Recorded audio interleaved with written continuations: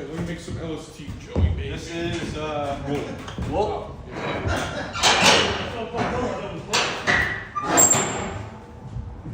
We got a wool rug, huh? We got wool.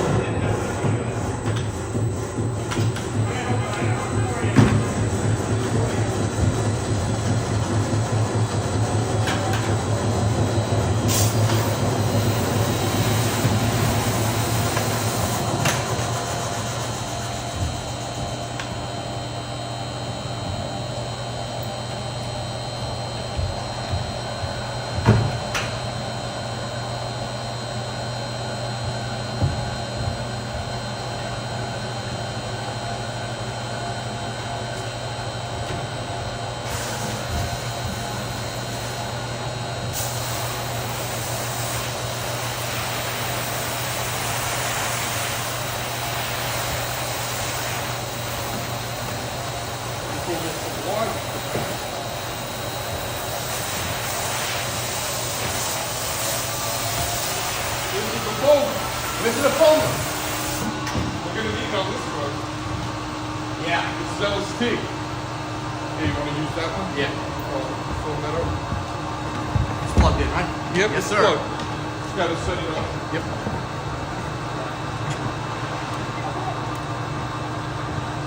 Pat, what's up? I would say whatever's in that, maybe start draining it out.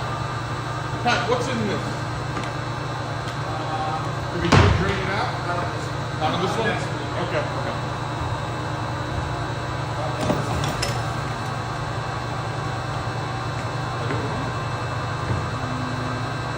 Oh, put out. Is that on right? On the bottom now? No, just put it plugged in. Yeah, sure. Try. Oh, there it is.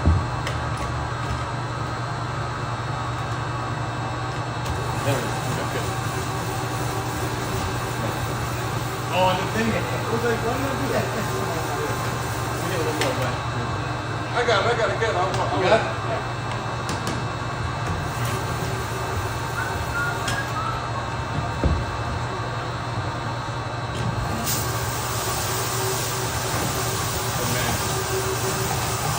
Good morning, everybody. We're going to get started in a second. Can you guys hear me? We got a new microphone set up. I want to make sure we can hear me as well. It's going to be hard to not hear Anthony.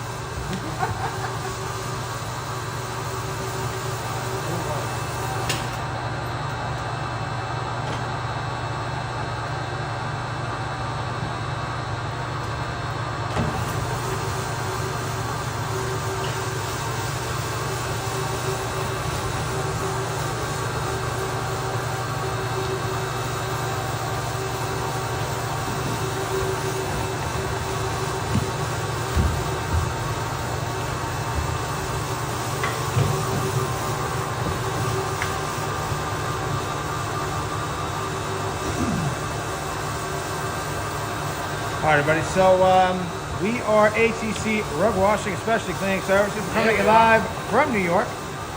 We are on Long Island. What is it, guys? Farmingdale, New York. A beautiful, Beautiful sunny day in Farmingdale, New York. Welcome. And welcome to today's CCTV style AMA, whatever you like to call it, Good job. rug Thank washing video. Thank you. Oh, you're welcome. Let's see what we're getting out of this. It's still dirt. Now, this is our pre-scrub and rinse. So we put down no soap on the rug yet. Nice. And you can see Water agitation, baby. That's all it is. a nice amount of loose dirt to come out of the rug. Yep. Now, if you're new to our channel, we only clean rugs for our actual customers. We don't make any rugs dirty on purpose, so you're going to see a lot of pet urine, and you're going to see a lot of just regular lived-on dirt. Now, this is an AMA-style Q&A video, so if you have any questions, please ask away. And, my name is Pat. Today, you're going to be seeing a bit of Jamie here. You're going to be seeing some of Anthony right here. You're going to be seeing some of Joe. A lot of Anthony and Joe, really. A lot of it. You're going to be seeing a little bit of Juan. Juan, There he baby. is. And we have another one here, Jason, who is actually outside in the truck. He's going to do a couple of other rugs a little bit different way in the distance. Wet and I'm wild. Oh boy. And we're starting off early. Imagine if I get shirts that say I'm wet, he's wild. He's wet, I'm wild. Another perfect bucket drop from Joe. That was a good one. That was a good one. That was a good one. Yes. Oh, it's like stuck. And Caden, that's terrible. Oh, yeah. You got it? It's like stuck. Let's wonder why it wasn't going as low. Yeah. That's great. There we go. There we go, man. Oh, that's it. That's the one. We got it. That's it. Hold on. Let me put this on the rug here. Let me keep it up. Now we are we've already started cleaning today. We got a couple of rugs done already. Yeah, definitely. But this one here is a wool rug, no pet urine, just a regular wash. Sunny Day, Long Island. And every rug we clean, for the most part, we clean the front and back of every rug.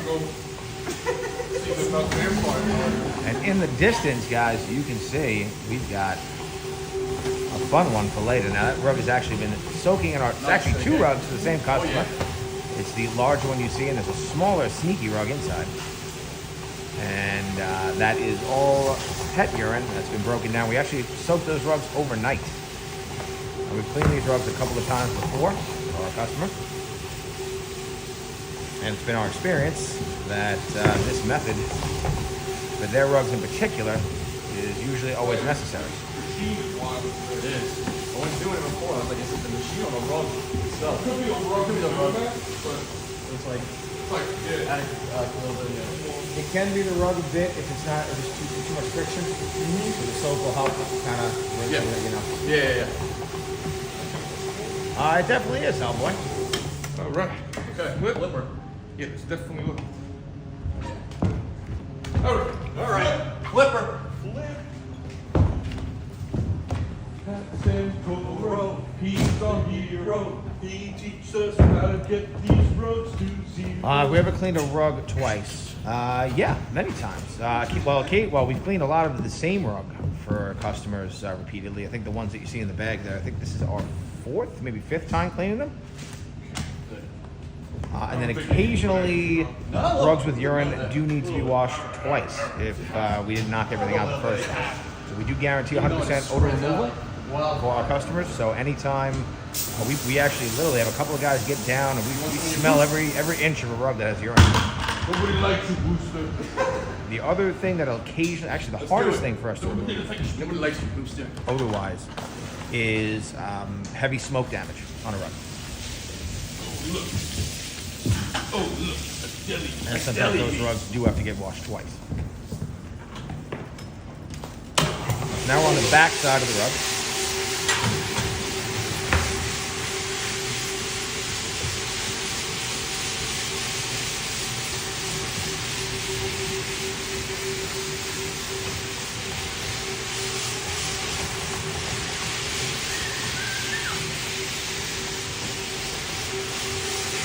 And if you're just tuning in, we are ATC Rug Washing, Specialty Cleaning Services. This is one of our CCTV style AMA, whatever you like to call it, live videos. And we're coming at you live from New York. We are on Long Island, and it is a beautiful, sunny day in Farmingdale, New York. Beautiful day. Like I like to say, it's always beautiful over here. Right. Always beautiful over here. Right, one?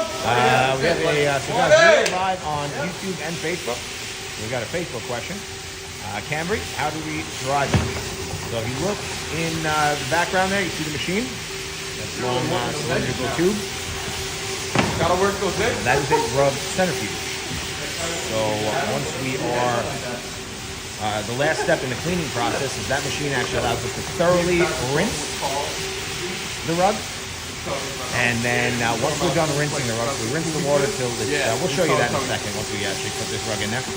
But once we get the water either clear or just a little bit white, because that machine can make the water a little bit choppy, and we know we got all of our soap out and the dirt out, we let that machine run for about 3 minutes without any water, and it gets a rug like this, this wool rug you're seeing here, it's about 95% dry in 3 minutes. Leslie, wow, I didn't realize there's 800 people. I'm on a different software, so I can stream live to 2 different places at once. And I have no idea the count. That actually might be our personal record. By the way, here's Jason, everybody. I don't There you go. realize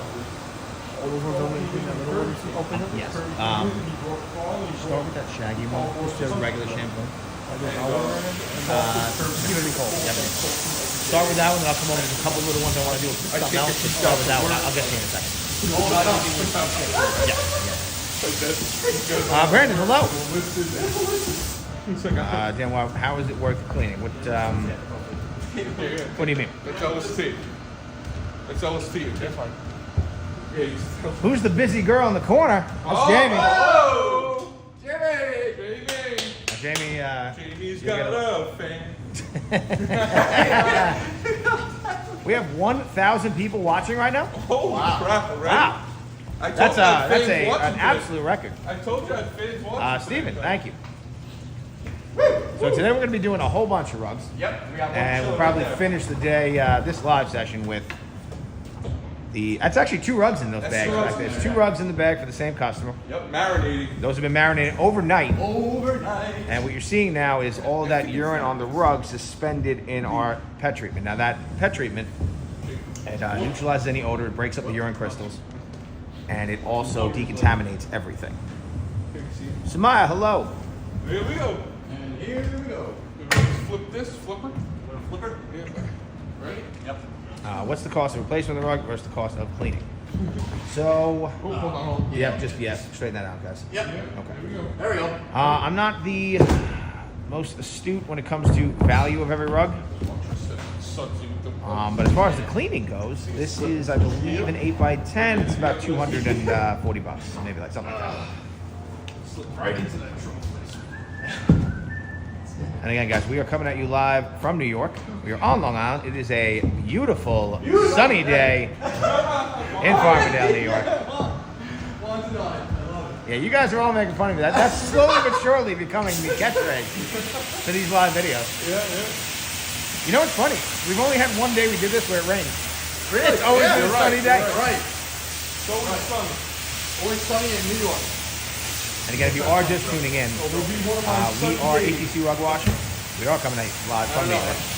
And on our channel here, we realized that rug cleaning got very popular for a lot of the ASMR content. We're making really, rugs overly dirty on purpose, and we wanted to give everybody a chance to see what it's like to actually do this work for real customers. So on our channel, you're going to see a lot of stuff like this, a lot of rugs with urine. We get a ton of rugs with pet urine here. I would say about 70% of customers that call us, it's usually for pet urine. Sunny day, huh? Roman. Like you realize that. We might ask a few questions. Now, a fun fact about that, we don't really get any, we get a lot of restoration work in our shop. We partnered with a whole bunch of other carpet cleaners and restoration companies. We get a lot of rugs that have been in floods, that have been in fires, stuff like that. But we do not get a lot of, and I realize you're joking, but we do not get a lot of crime scene rugs. Because most of the time in those situations, insurance companies will just elect to replace the items. Well, Pat, Sublime or Rug Sour on these? That one's okay. I would do Sublime on that side. Okay, You can definitely tell they're walking on that side quite a bit. Jafar, yes, it is. It's about 9:30 a.m. I actually went a little bit early today. Usually we start these about 9:30 every Thursday. Okay. So on our channel we have 3 types of live videos. No, I don't think so. Juan, can you find him a bottle of Sublime? Yes. Thank you.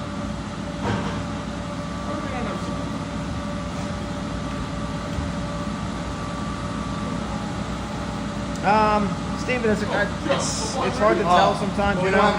No, let him get you the bottle. Yeah. There you go. Just get us the bottle, sir. You got it? Yeah. There you go. Okay. Now the rug we're cleaning here, that side's okay. Now the rug that we're cleaning here, this really isn't in terrible condition at all. It's just a couple of years of just living on it. Now, to Shorts Nasty, hello. And Ruka, hello.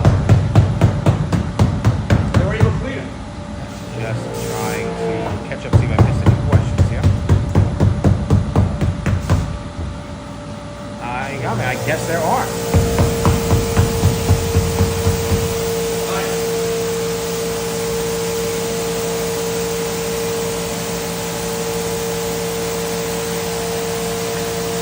good morning, everybody. Now,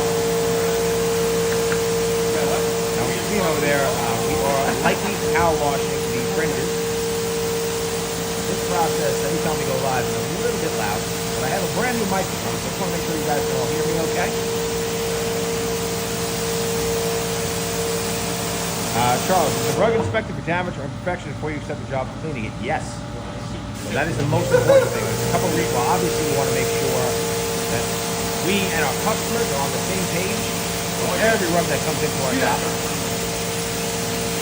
So a lot of times we pick up rugs that are already rolled up, or our customers will drop them off to us. Now, if our customers drop them off to us, we will open up the rug with them and really give a good once-over. We have very good lighting in our shop here. We'll give it a really good once over. But if we pick up a rug that's rolled up already, the first thing we do when we come back, we open up every rug we picked up. We tag every rug in at our customer's property, and then we photograph everything, we document everything, and then we actually start. Then we dust it. Once every rug gets inspected, it gets dusted very thoroughly. There's about 70% of all the dirt in rugs is dry soil, so we don't want to make a lot of mud like a lot of other channels you see. But in general, if you're cleaning something, you want to reduce the amount of mud you make. So the washing process is really like towards the end of the cleaning process. Let's go a little longer. Try to do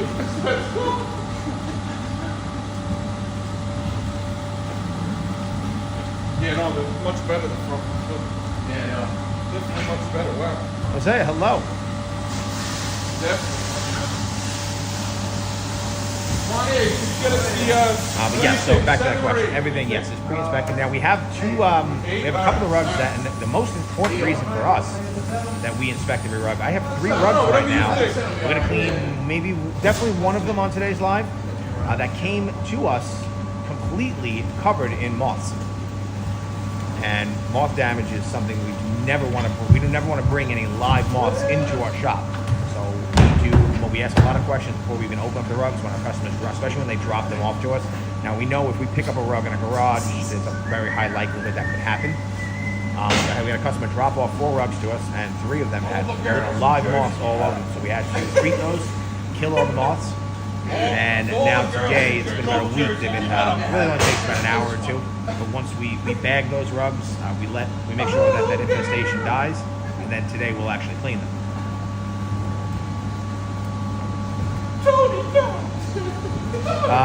Leslie, can you hear me still now or no?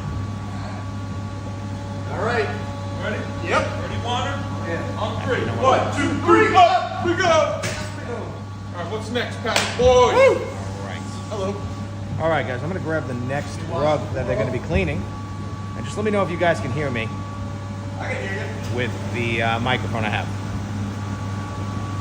Oh, you have a microphone on your thing? That's awesome. That's awesome. Wait, so they only hear from the microphone, not from this?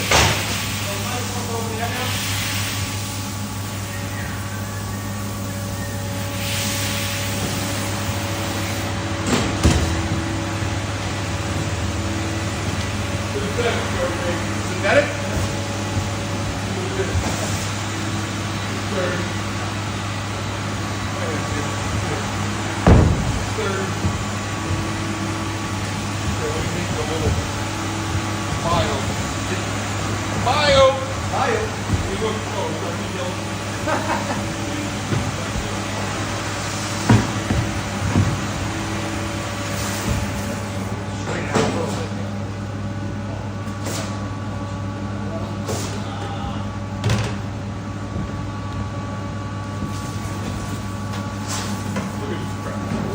Anthony works at the grocery store.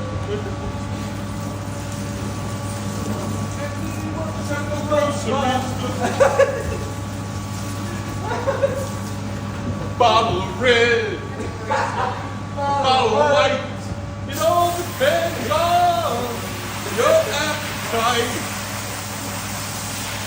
Bottle of red, bottle of white. I did some work. It's a great song. What? I know that my fans, but I told a bunch of people from work, I told a bunch of people from like. All right, let me catch up a little bit here. All right, guys, we got a synthetic rug here. No, I don't believe there's any pet urine, but they have 2 dogs, so let's see what happens. Okay. All right. Nah, should be okay. We'll see what happens. This looks like a little bit here. I thought. So we'll see. All right, so how do we dry? I'm just sorry, guys. I'm just catching up on some of the messages here. Okay, so you saw that rug go into our centrifuge. That is actually how we dry them.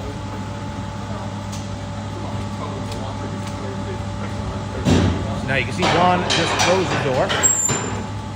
And what we're going to do is that rug is now going to actually open up to the walls of that machine. And we are going to thoroughly rinse the rug.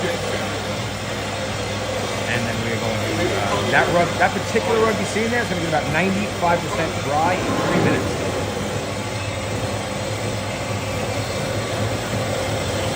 And the water actually comes out into the pipe.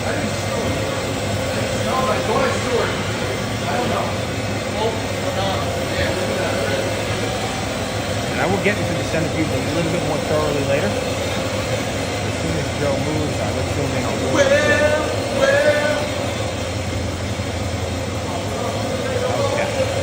So, you can see what we're doing now, we're pumping fresh water through the rug. Look, it's putting a little bit of soap and a little bit of that dirt still coming out. Now this machine, and just move over a little bit. Now what we're trying to do with this machine is very powerful. And we are really using the machine to very thoroughly rinse the rug.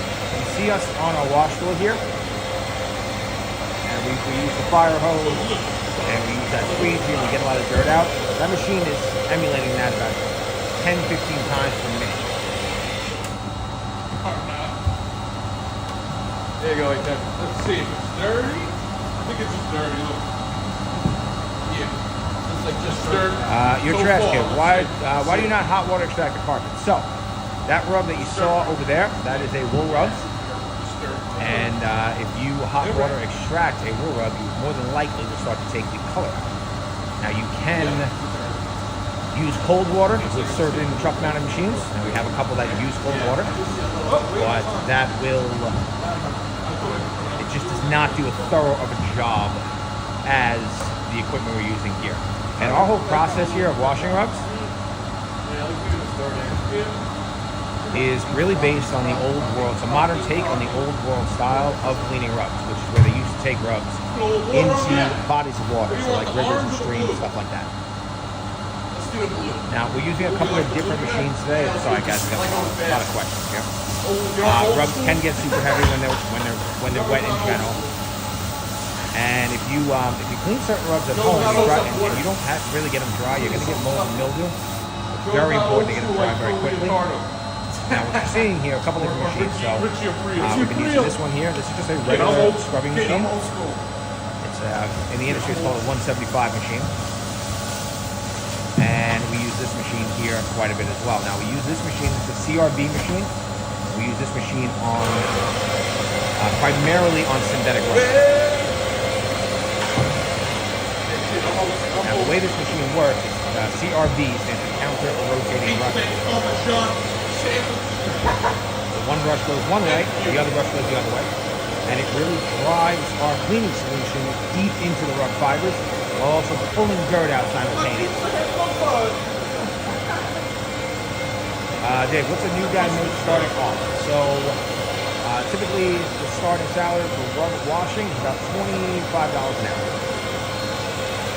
Now Arizona, while we're paying that girl to stand around, she makes all of our other short content and our long format content as well. So we have a part-time film person here because about 80-95% of our business, somewhere 80, 90, something, tremendous part of our business comes from our videos on Facebook and Instagram locally.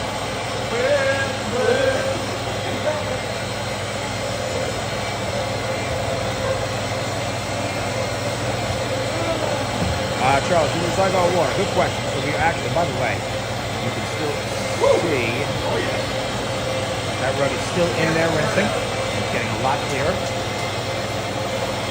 We're going to keep at it until we get clear wash.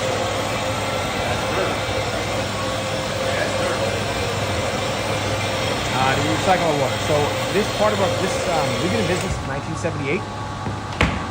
And we only, primarily that entire time, we've been an office cleaning company.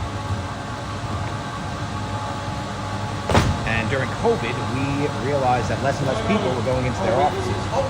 So we better figure out how to get into their houses. And one way or another, we chose rug cleaning. We started this business very late 21, early 22. Kind of that first year, 2022, we kind of dabbled our foot in it a little bit. We started to take this business very seriously last year, and now this year it's starting to really come together. The only game I'm really worried about is the game against Houston. No, I'm actually not worried about the game. I'm worried about this week because you have to get over the hump. I think they get to this. Is that better, guys? Yeah, that's what I got a new microphone, so I'm just playing around with it a little bit it's just today. me. I think Houston's But vastly overrated. let me know if that's better. But anyway, Houston's so vastly overrated. so anyway, it's a very new part of our business, and right now we are trying to figure out how to introduce a system to recycle water.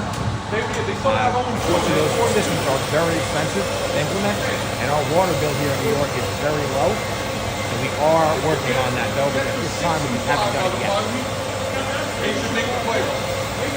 Has anybody ever done a snow sardines on the carpet? No. What does AMA mean? Ask me anything. So this is like a Q&A, AMA, anything you like. And again, guys, if you have any questions about rug cleaning, cleaning in general, anything like that, ask away. I will do my best to answer every question I can. And also, I will be taking you through every rug what we're doing while we do it. So we are cleaning a synthetic rug here. There's a couple of pets in the home, but no urine on the rug. So what you're seeing here, that dirt you're seeing right there, that is a lot of some dirt, but also a lot of the dog body oils. Now, synthetic rugs in particular, the fibers attract and hold on to body oils in particular. So that's why sometimes, especially like on microfiber couches, stuff like that, you will see where everybody's head is all the time. It's just the body oils really get attracted to that material, and they just really hold in that material. Now, being a synthetic rug, it's very easy to remove, which is nice, when you clean it properly with the proper chemistry.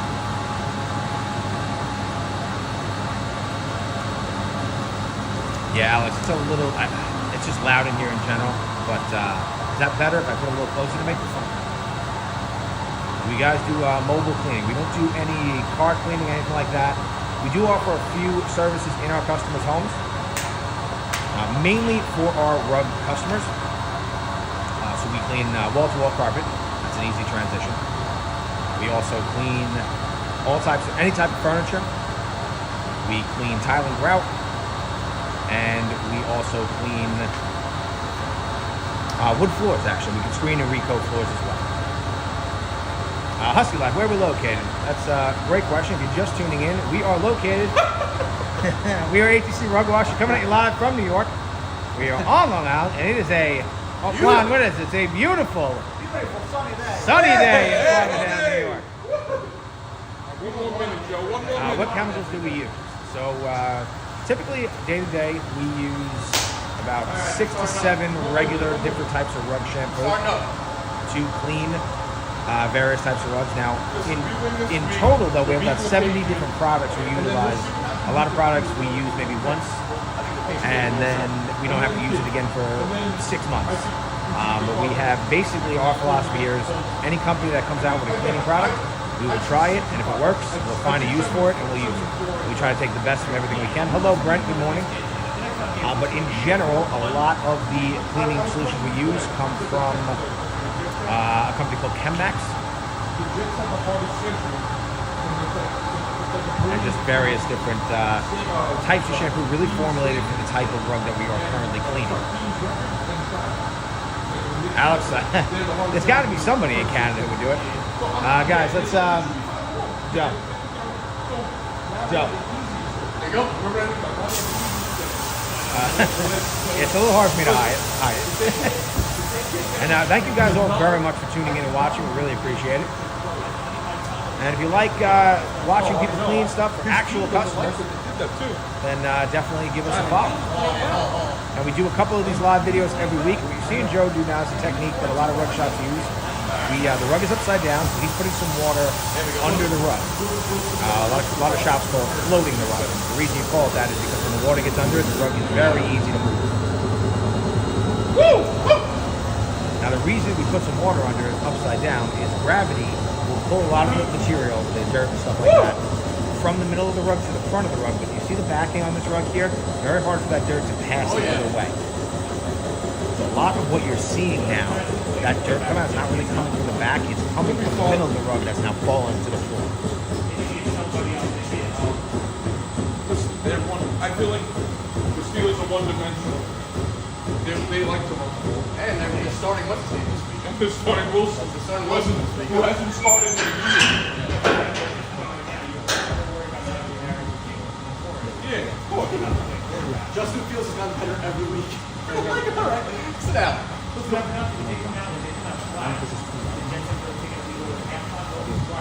Right, oh yeah, of course, of course.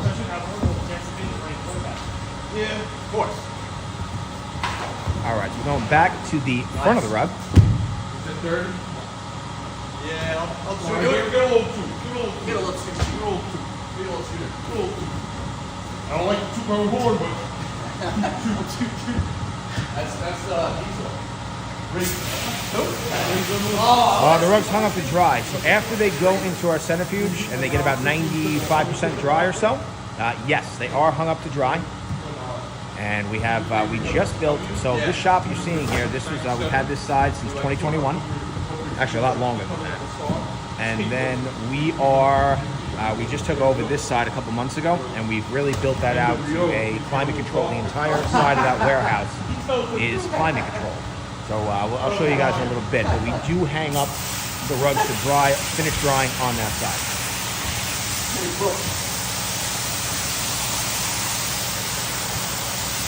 then they're taking his brother. Oh, cousin, I'm glad you found us now. Nick, good morning. John Euler, where on Long Island are you located? We are located in Farmingdale, New York. And coincidentally, it's a beautiful sunny day here. Beautiful day. Beautiful day. Beautiful. There we go. I can do that, Gene. If you go, right now. It's a little hard for me to do that in this program. I don't have a keyboard. I'll have somebody post it in the office in a second. But if you go to our channel, Gene, all of our links are right there. What about rugs 10 times the size of this? Edgar, we get, maybe not 10 times the size of this, but we get a lot of really huge rugs. And on that note, if you keep watching our channel, in a couple weeks, you will see we are getting a brand new washroom.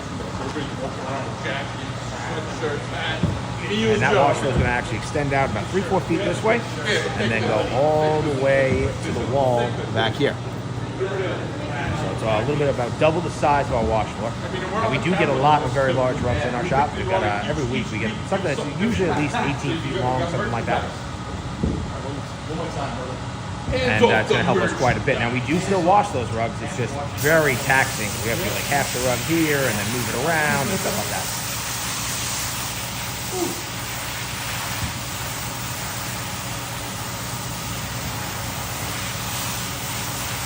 And anybody who's looking for our contact info, if you go right to our channel page, you click the links right on our channel, and our phone number, our address, everything is right on our website.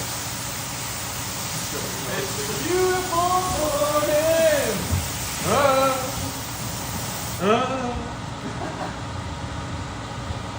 Go outside for a while. Now, how much? So all of our rug cleaning prices typically run somewhere between $2.50 to around $5 per square foot. Now, that really depends on a couple of things. Number one, the type of rug you have, and number two, what is going on with your rug. So if you have a lot of urine on your rug, it costs a little bit more. If your rug was like in a flood, something like that, especially older stuff that typically takes us a lot longer to clean, just to really remove that odor and really decontaminate the rug. That's kind of getting more towards the higher end of our prices, and really depending on the type of rug you have. So synthetic rugs tend to be on the lower price side. Wool rugs would be next, and then the other types of rugs that exist. So we do a lot of cotton rugs here. We're going to clean some viscose rugs here today. Stuff like that. Where'd you go? And Golden Star, we are located on Long Island in Farmingdale, New York. Yeah. Let's be on. There we are. It's definitely not a one-man job because it's a little bit challenging to lift these rugs to get them into the centrifuge.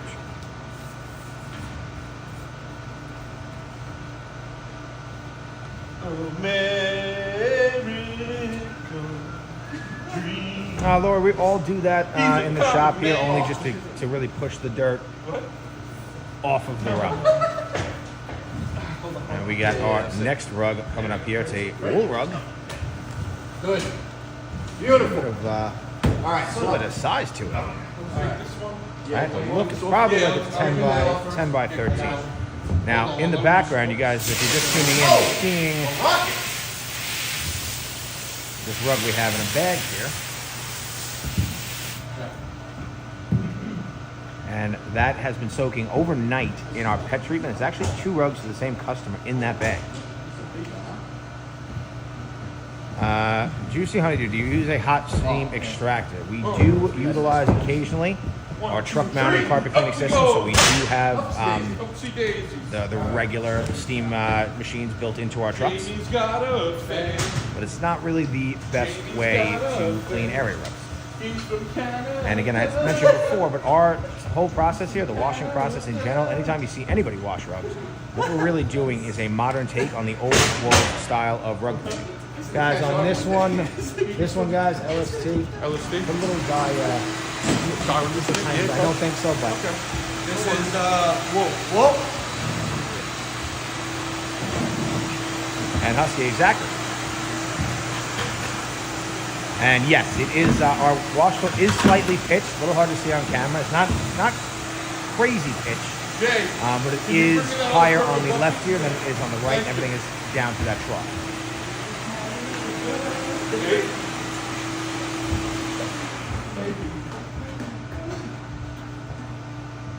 You're making 2 buckets?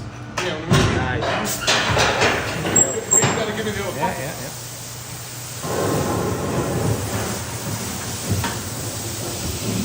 Took it from me.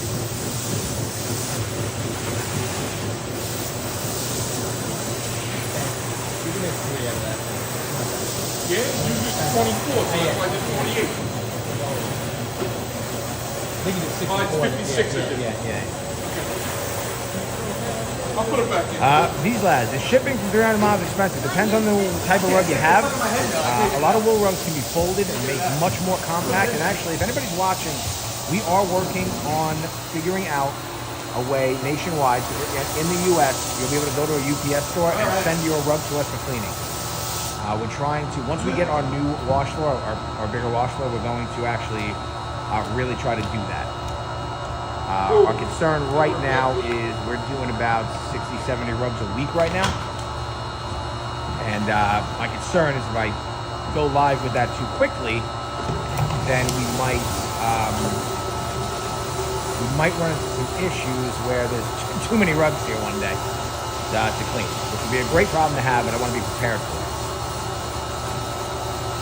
But we will be making a whole bunch of videos on the different types of rugs that you might have and how you would send the best way to package them to send to us. We'll clean your rug, we'll make your rug YouTube famous, we'll give you a shout out, and we'll either do a short video or we'll clean it on a live stream.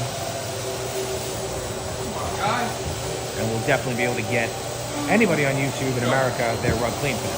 Oh, that's nice. That's nice.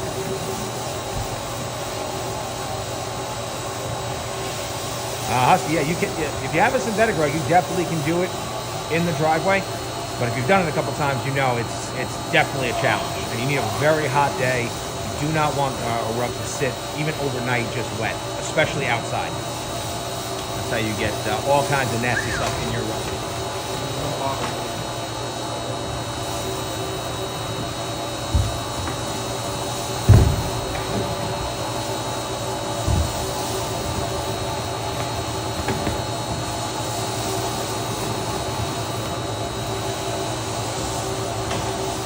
have that word in. Let's put this one down. Sorry, I turned around for you.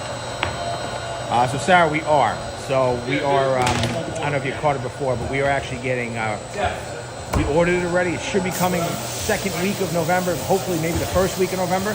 And we are actually doubling the size of our wash. So we'll be able to have like 2 guys cleaning rugs now, and then where I'm standing right now, we'll be able to have guys cleaning another couple rugs as well.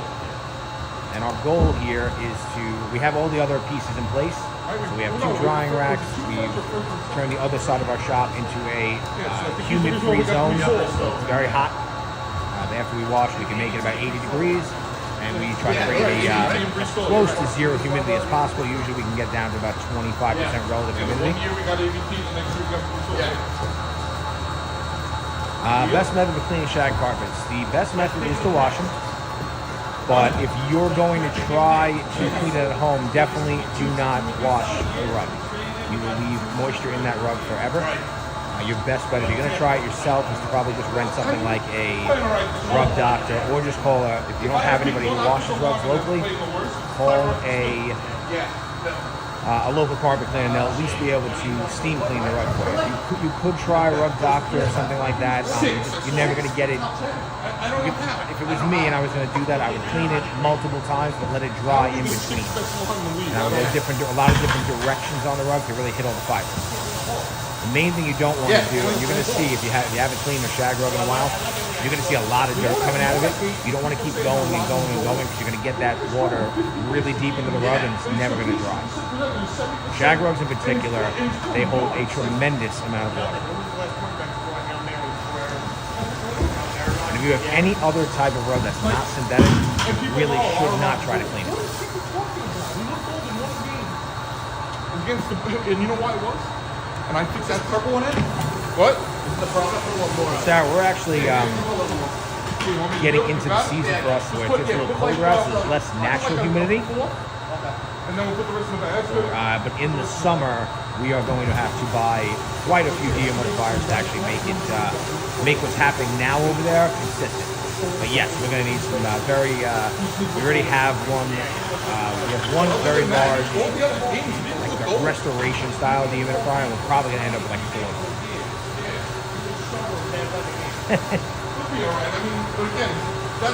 MD, you're 100% correct. Way too much talking about the Jets.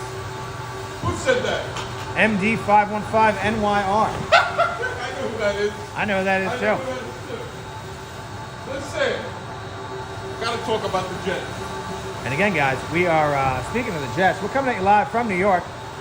We are on Long Island, and it is a beautiful sunny day here in Farmingdale, New York.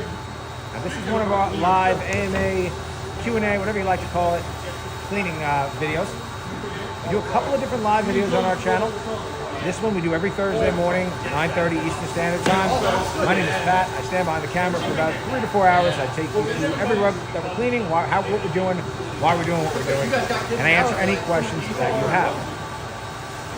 Now, if you're just tuning in, you're going to see in the background here, we got a little something going on there. Now, that is a rug that's been soaking overnight in our Petri. Then that yellow liquid you're seeing was clear when we started.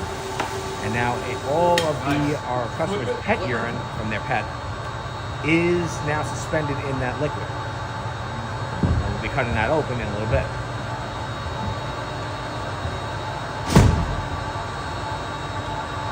XMD New York 15.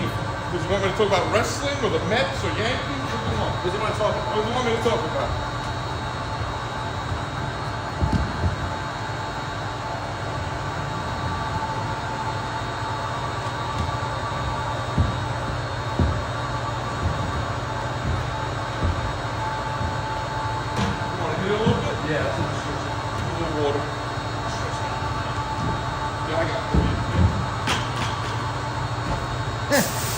We got a Sing Some Sinatra request.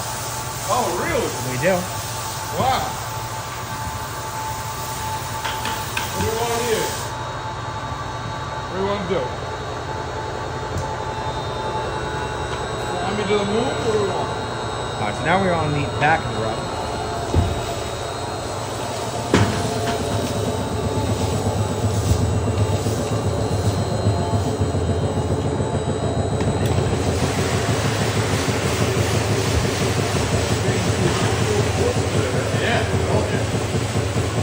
JT Jackson, I think to each their own.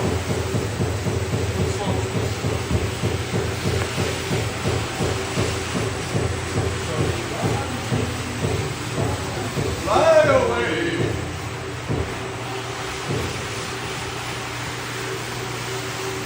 Get those corners. Those corners. Woo! Oh yeah. Nice. Sudsy. Very sudsy. Very sudsy. You like these suds? Love it. Love it. Joe makes it wet and I make it wild. That's it. That's it, baby. Wet and wild. Wet and wild on that wash floor. Did you ever think of having all your cores coming from above? So we do have that kind of set up here. All these machines are actually rated to have quite a bit of moisture around them. Now, where we plug in is not on the floor, anywhere near the floor. So we're actually coming off these ceiling ones here. Fly with me, let's fly, fly away. Get that, Jay. I'll just do it with my foot. JT, thank you. Yeah.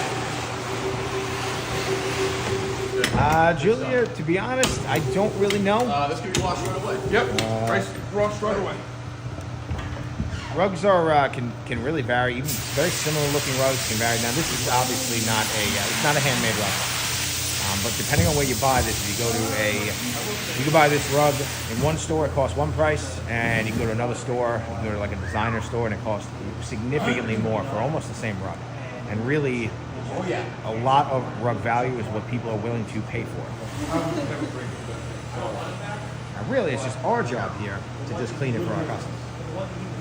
I know, good riddance. And again, you got Joe here, putting a little bit of water under the rug. And let's see what we get out of it.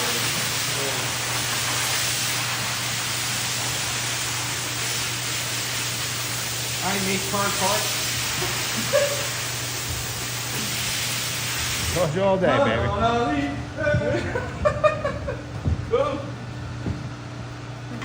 Somebody There we go. Sinatra, so I gotta sing. You gotta sing some of that. Sarah Smith, we clean a lot of Turkish rugs. Let me lay amongst the stars. That's how it's We basically clean rugs from everywhere. We get a lot of Moroccan rugs in, we get a lot of Iranian rugs in, a lot of Turkish rugs, a lot of designer rugs, Jupiter and Mars. Ready, Joe? a whole bunch of In synthetic other rugs. words, Really a really good mix where we live of every type of rug. Now we've had some very cool rugs come into our shop in the past. Got a couple of rugs, we've had a bunch of rugs over 100 years old. And we've had two rugs in particular from one customer that were over 150 years old. And those were actually made out of camel hair. In other words, please be true. In other words, I love ATC Rug Wash Company. There we go. We all love I love ATC that. Rug Washing, especially cleaning services. Coming at you live from New York.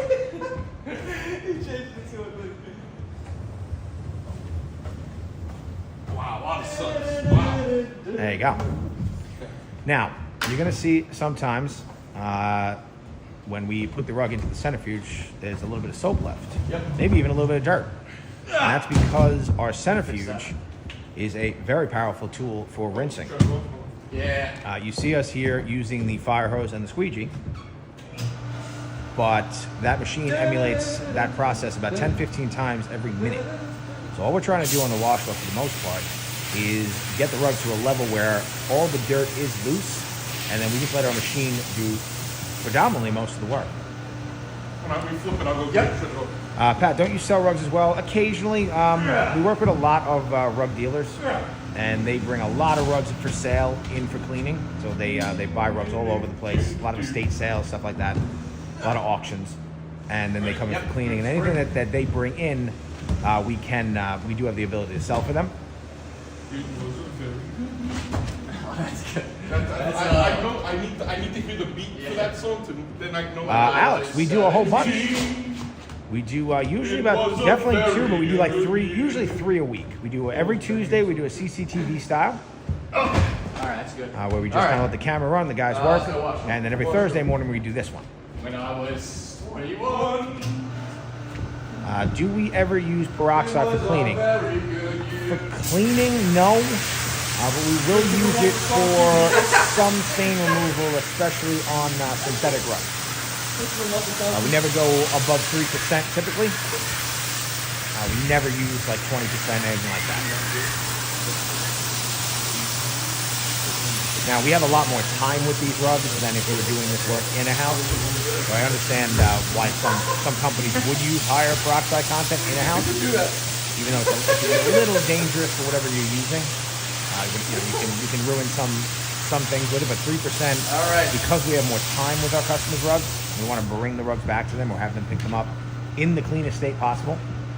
We are able to go very slow on stain removal. That way we minimize any kind of negative damage.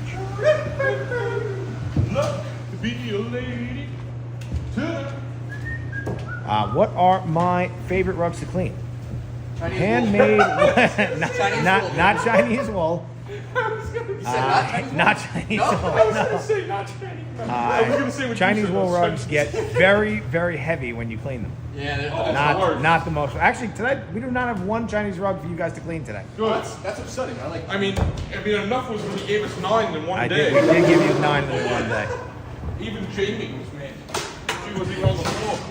Jamie was mad for us. But my favorite are handmade wool rugs typically. And we got a fun one today that I think we'll get to. It's a small runner, but a very, very beautiful rug. I like the runners.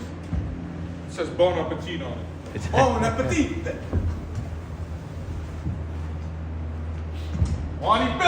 Now, the next rug we have here is another wool rug, but a little bit different. We cannot use any of our scrubbing machines on it. Oh, yeah, no. One more time. One more time. And I'll explain why once we open it up. And again, guys, this is a Q&A AMA style video, so if you have any questions, please ask away. And I thank everybody who's been participating so far. It makes my life a lot easier back here behind the camera.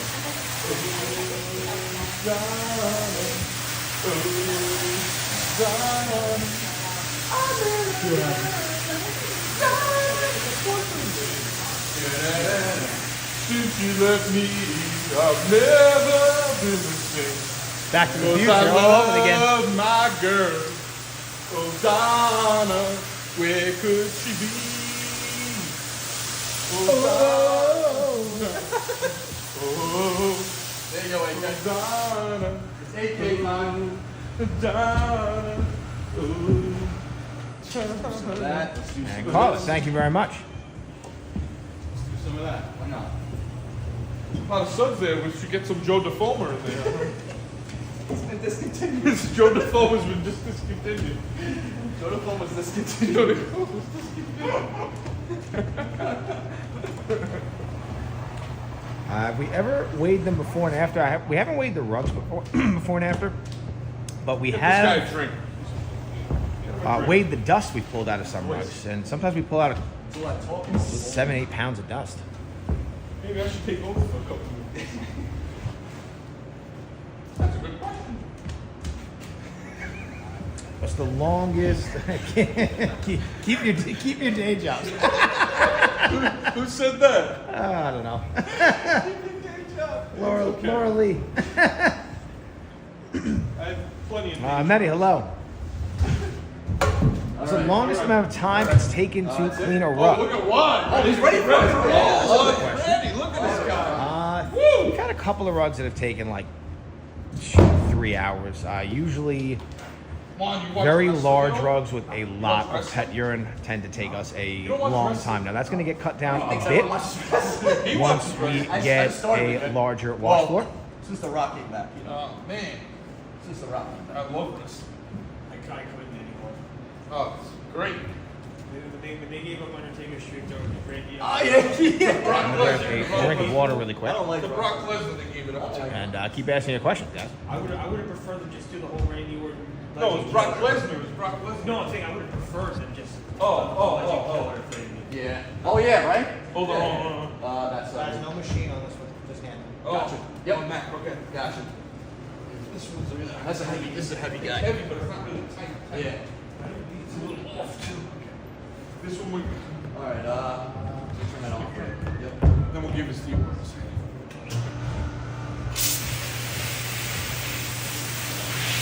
Adrenaline in my soul.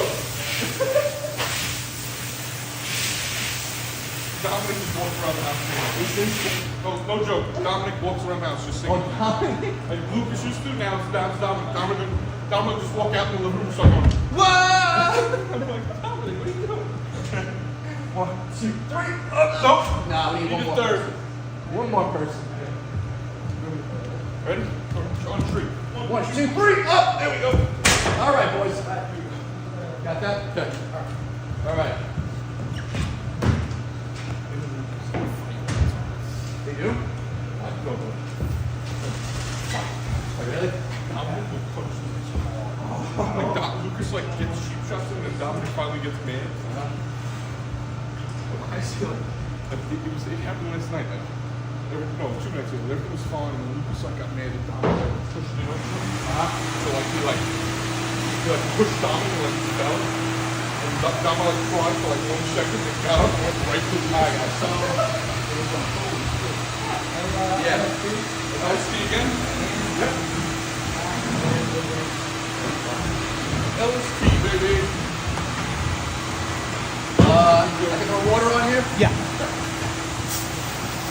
All right.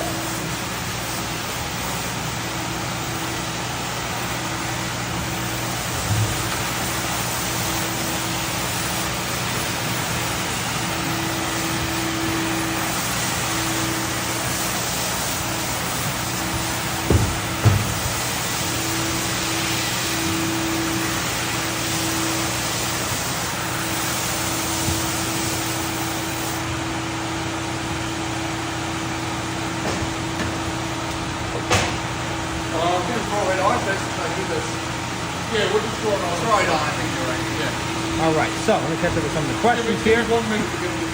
And here we go. So we're going to set time to go live on Tuesdays. Typically the same thing. We usually, actually, most of the Tuesdays lately we're going live twice.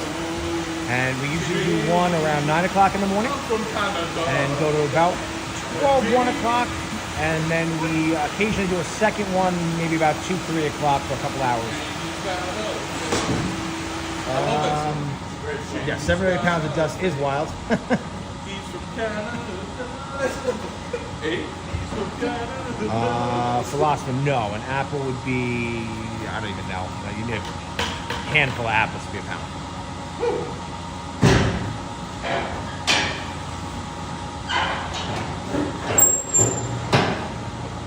So, Rich, we are working on implementing a water recycling system. Now, this is a very new part of our business. So we've been in business since 1978, but predominantly for that entire time, we have been an office cleaning company. Now, during COVID, we realized that less and less people were going into their offices, and we better figure out a way to get into their houses.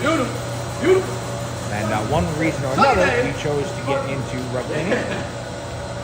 Get those corners, Joe. Yep.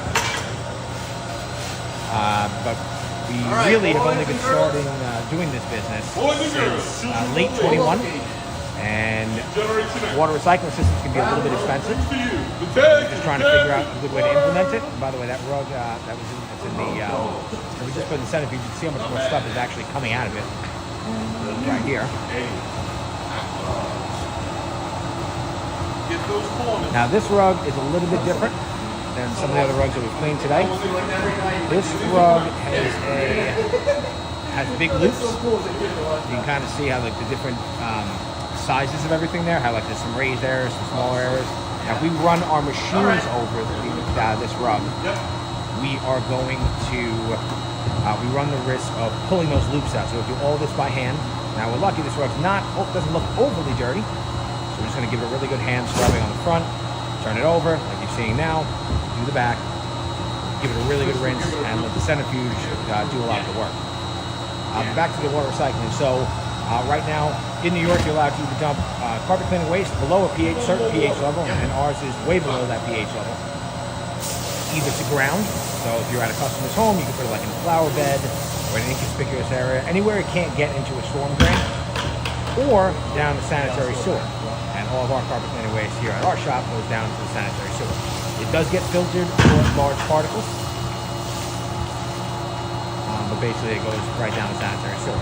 Now we are looking, like I said, into implementing a water recycling system. It's just they are a little costly, and our water bill here in New York is very, very low.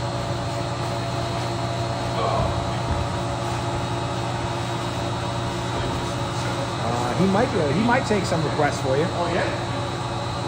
I don't know. Looks like that split between Angelo and no. So fastball. We're lucky where we live that we have quite a few people here in New York, especially on Long Island. So there is definitely a demand for our service. Yeah. But a big part of our business actually comes from other carpet cleaners and from restoration companies. So a lot of people, unfortunate events, they get a flood in the home or a fire in the home, and those items need to be cleaned, and we get a lot of that. Right. That's it. So Leslie, on this particular rug, even a hard bristle like broom kind of brush will actually pull out these knots.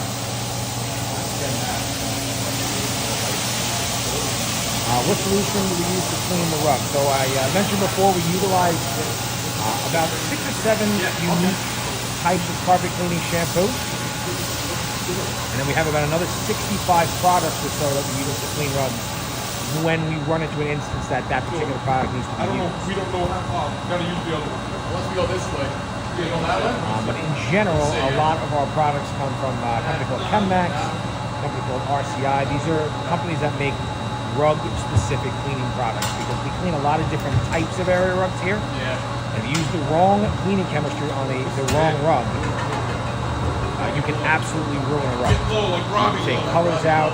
You can cause permanent damage to like viscose fibers, cotton rugs, stuff like that. What's that another blooper, Jamie? You missed it. Blooper is. And then on certain rugs that accumulate a lot of like dog and pet body oils, we have to have chemistry that really breaks that stuff up. Or we have to, we do, like you see that bag we have back there, we run across a lot of rugs that have pet urine on them. And in order to break up that pet urine, we have to utilize a couple of different types of chemistry in order to break it up. And on different rugs, that can be a little bit more challenging because something that might break up urine might make the stain permanent. There's a lot of different aspects to every rug we clean. You have to look at each rug and kind of figure out what's going on.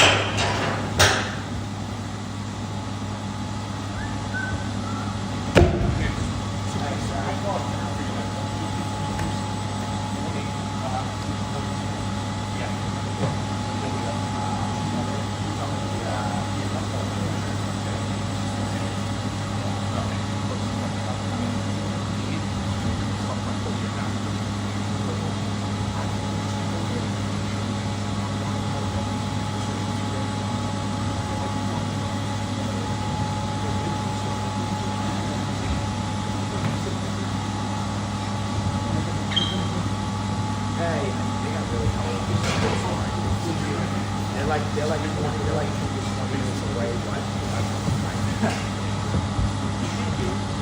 Yeah, real quick, this is. Yeah. Oh.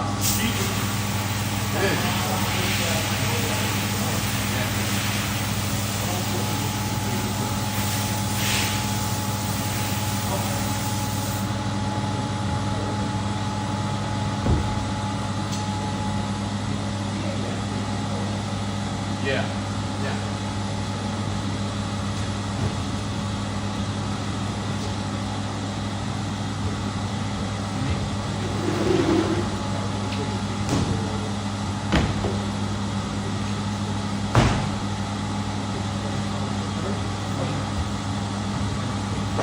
No, that's one. Yeah, yeah, no worries. All right, yeah.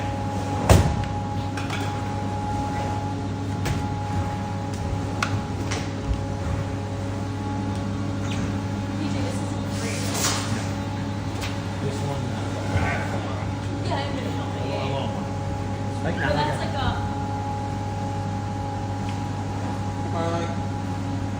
You get it over. Give me a. all right, sorry about that. I was on the phone with a customer. All right, so this one here, we've got a nice handmade rug. Yep. Nice. Now, a lot of these handmade rugs, even though it's, we have a lot of, like, the next thing we're going to do a whole bunch of small rugs together. We're going to do like 3 small rugs together.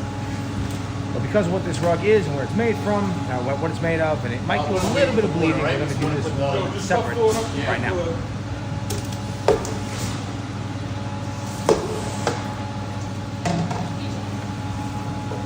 Oh, look at all this power in this water. Oh, you told me. Oh, shit. What happened? That's it. Grab this one. That doesn't open. Oh. Now see, just beat this.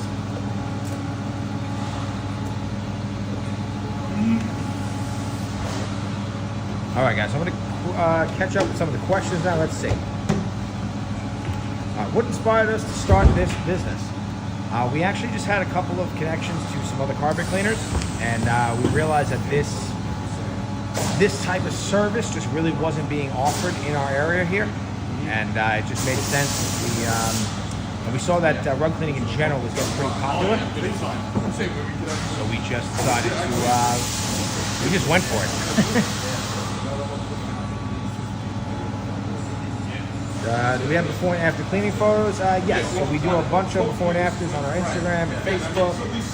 We've got a million videos on YouTube. I'm being facetious, but we've got like 14 or 1,500 cleaning videos on YouTube. A lot of those have before and afters. A lot of them just have the afters.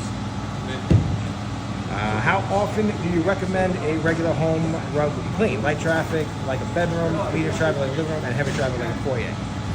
If you have very light traffic on a rug, then you can get away with cleaning that rug every 1.5 to 2 years on average. Medium traffic, probably once a year, and if you have heavy traffic, definitely once a year, and really depends on really how long you want the rug to last. The longer that, the more cleaning that you do, the more likely it is that your rug will last.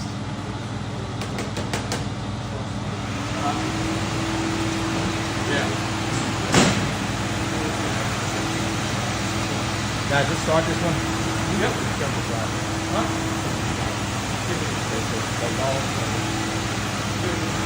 Yeah, wait, no?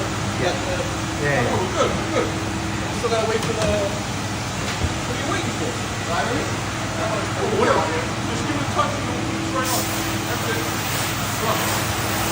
Ready? All right, how long does it take to clean a rug? Typically, if it's just a regular clean, it will take us about 15 to 20 minutes on average for a regular size rug.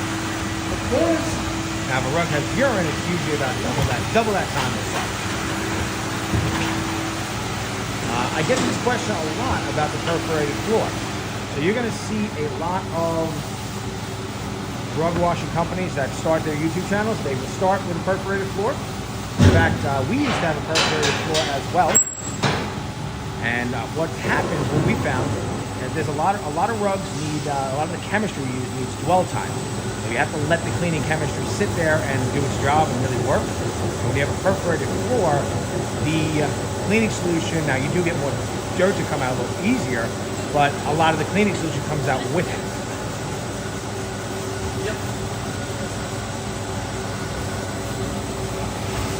Grime Garage, where's the mud? Now again, we even if, let's say we did have a rug come in, because we're cleaning, we're an actual rug shop here, cleaning rugs for customers. Let's say if somebody ever, they wouldn't, but if anybody ever brought us a rug absolutely covered in mud, we would get that mud off while it was dry first. Wetting that a mudded rug out like that would pretty much guarantee damage to any kind of wool rug that we clean. Yeah. When are we going to do the bag rug? We're probably going to do the bag rug in about an hour or so.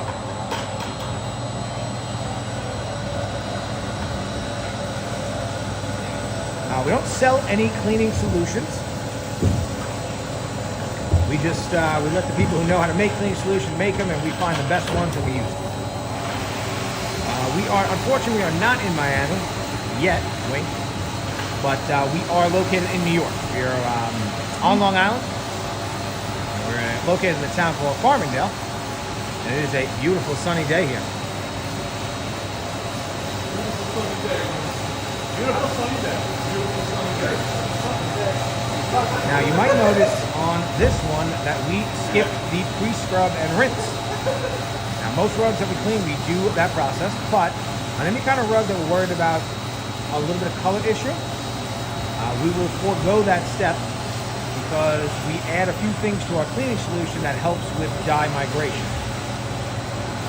Now, whenever you see color coming out of a rug on our channel, it's either one of two things. The first one is called a process called crocking. Is that right away? Yeah, we're good. We can go. And crocking happens when usually the first time you wash a handmade rug, you'll always see some color come out. And that's because when they make the rug, they over dye the wool that they use, and that loose color is just dry sitting on top of the rug. Now the second type of color movement we'll see is a process called actual rug bleeding. Now bleeding typically does not happen to any handmade rug. It doesn't really happen to a lot of rugs at all. It will happen sometimes to certain rug types, like mercerized cotton, for example, occasionally viscose. But if you have urine on a rug, that can absolutely cause a lot of bleeding. And I have a rug that has a huge spot on it that we cleaned the other day. We're still working on trying to do as much as we can to remove the rest of the urine stain and minimize the color movement. But this will happen on a lot of rugs where pet urine will build up and cause the colors to just release and then go where they don't belong. Now, when in our shop we are encouraging, so we don't encourage bleeding, but if a rug is going to bleed, we let it happen, and we actually add an agent to our cleaning solutions that on a molecular level will make the color molecules bind and become a little too large to transfer into any place that doesn't the color doesn't belong. And you're seeing a tiny little bit of that color, what I'm talking about, coming out on this one here. Other packets from Rewind, let me take this from the other. Yeah. They can bring it, in the other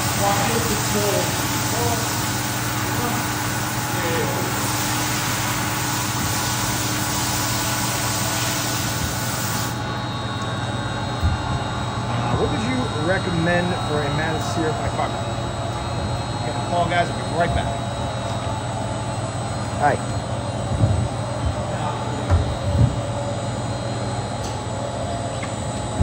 Maybe we should go back there. Yeah. Yeah, Jamie, go answer some questions. Come on.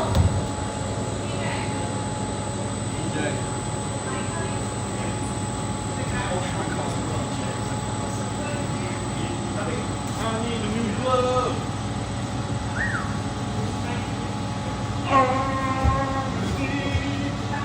Such a lovely word. Beautiful.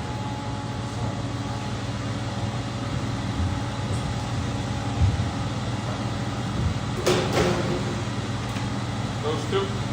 Those are synthetic.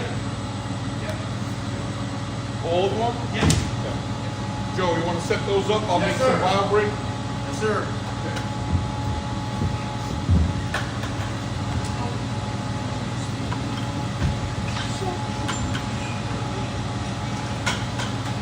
I'm sorry. So back to your question. What would you recommend for managed cerebral carpet? 6 children asking for me.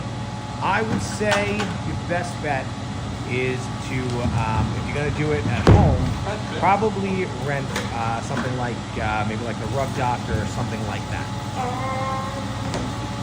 Jimmy, you're really working hard. But when you do it, just go a couple of passes and don't over wet anything. Maybe put a fan on it, get it dry, and then keep repeating that process until you get it as clean as you possibly can.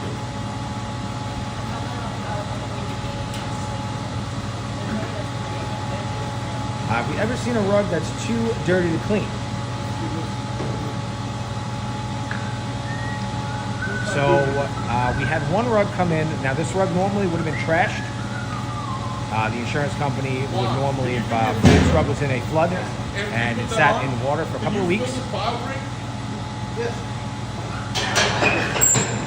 and when they just didn't, the customer didn't go through insurance, and we basically told them, we'll try to clean it for you. It's got a lot of mold damage. The rug actually came out really nice, but we got all like the black mold off it, the green mold off it, but there was still some black mold trapped in the foundation of the rug and the cotton, and we just couldn't bring it back to them in a usable condition. And in general, rugs that usually get that bad typically are from restoration jobs, and they go through insurance companies, and an insurance company will just elect to replace it rather than have us clean it. Need you to watch that fucking. Yep. Dirty. That's some dirt. All right, so now we are back to our CRB machine here, scrub. We're getting a nice pre-scrub and rinse on these ones. And we've got, these are all synthetic rugs. We have 2 runners here and a nice little round rug. A nice little entryway. That tempted too far. Do we have another one? Do you ever use peroxide when restoring? We will use a little bit of peroxide sometimes after we clean rugs. Thank you, Juan. I appreciate it. Thanks, Juan. But really, that's just to remove, typically for urine stains, we'll use a little bit of peroxide. We'll go very low percentage, usually about 3%. We never really go, very rarely will we ever go over 3%. But again, we have a lot more time with these rugs, so we can go very slow and nice and easy. Yeah, there you go. Go. Up. Ready? Yeah. Okay. There you go. Good. Pull it out. There you go.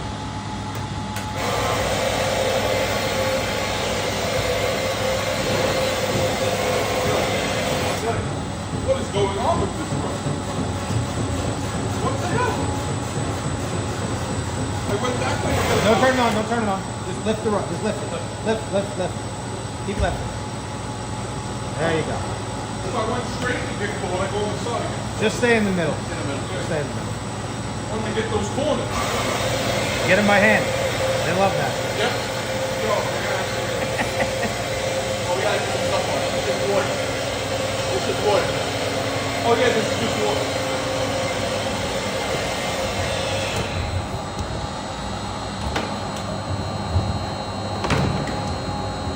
It's only that one. I guess that's like more like flimsy. Yeah. That's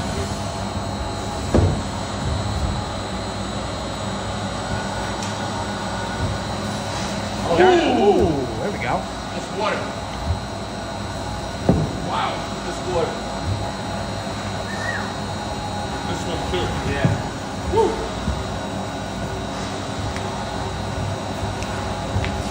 And notice, yes. Woo. And I understand, even though it's a little aggressive, I understand why if you're doing something in a residence, you might want to up the peroxide because you can't really stay in the house for a long time. But again, like I said, in our shop, we have so much time with these rugs that we really can. All 3, right? kind of just go slowly and take our time. Scissors, the name of that machine. That is it's a counter-rotating brush machine. It's a CRB machine. The particular one we have is from a company called Brush.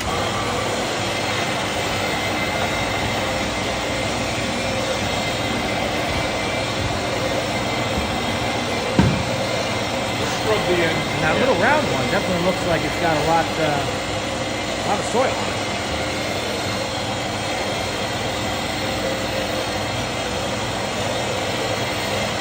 Scrub the end, please.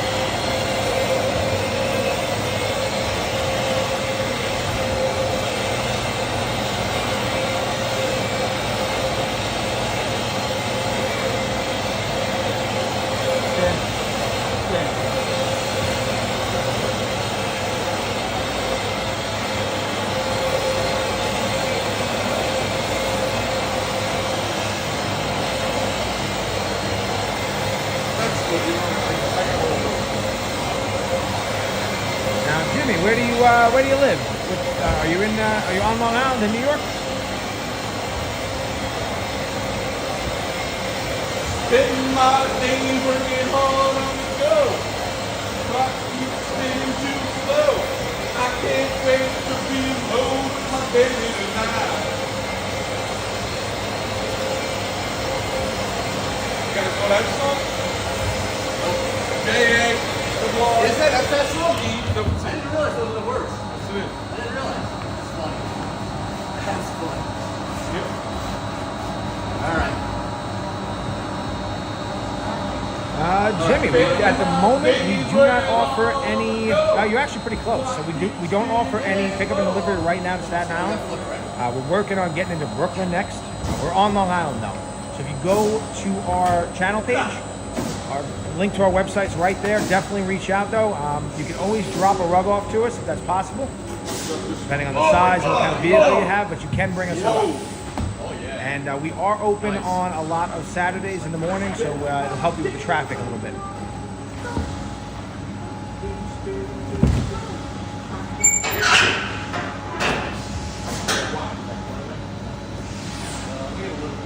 have a little water. Get a little water, the machine, and then we'll get inside. Unless you want to rinse it out now. Woo! Woo! Woo! Hey! A lot of dirt. A lot of dirt. Spend my day. Happy birthday, Robert. Thank you. Oh, Robert's birthday. Oh, that was mine. And Jimmy, you're very welcome. Oh, shit. Look at all that dirt coming out of this. A lot of dirt coming out under these rugs here. Very dirty. Very dirty. I guess that's why we're cleaning them. Woo! You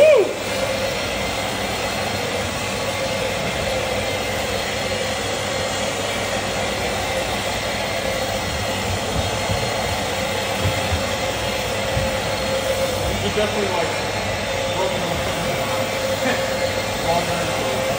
Yeah. Woo! Oh, yeah. Especially this one. Definitely has to be a front mat.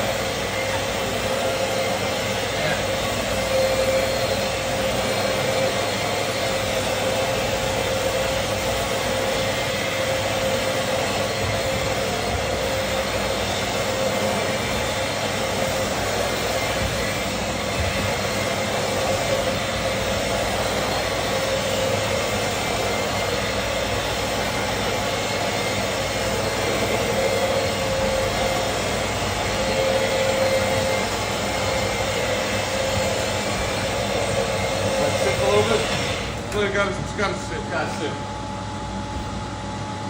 J-A-R-R-E-double-T. Thanks, baby. Jeff Jarrett.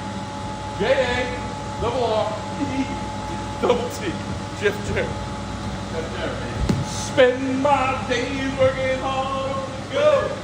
Clock keeps spinning too slow. I can't wait to be alone with my baby tonight. Wow. Like that, Jeff Jarrett. A couple minutes. Nice. Oh, yeah.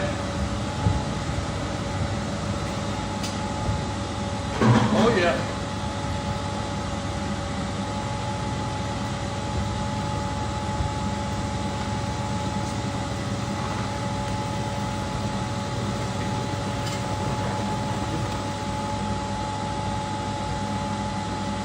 Is that a lawnmower? No, that is our counter-rotating brush machine. You guys can go. Okay.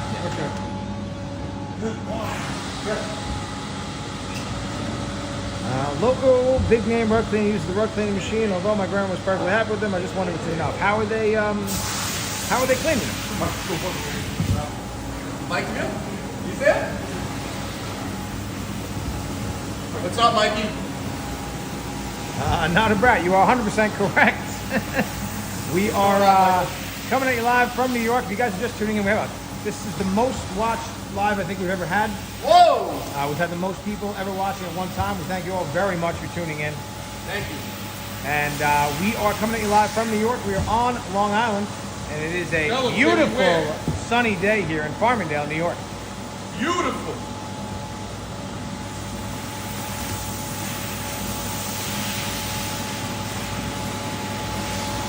It's coming up on lunchtime. What's everybody getting for lunch? What are we getting for lunch today? Peppers and egg sandwiches? Peppers and egg sandwiches? Bacon, egg, and cheese. Bacon, egg, and cheese? What are we getting here? MMR, hello.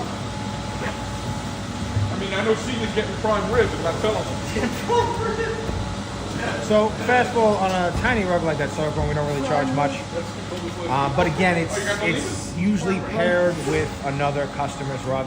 So if you look here, we're getting 3 of these little ones done at once. It's only going to take us about 10-15 minutes to do all 3 of them.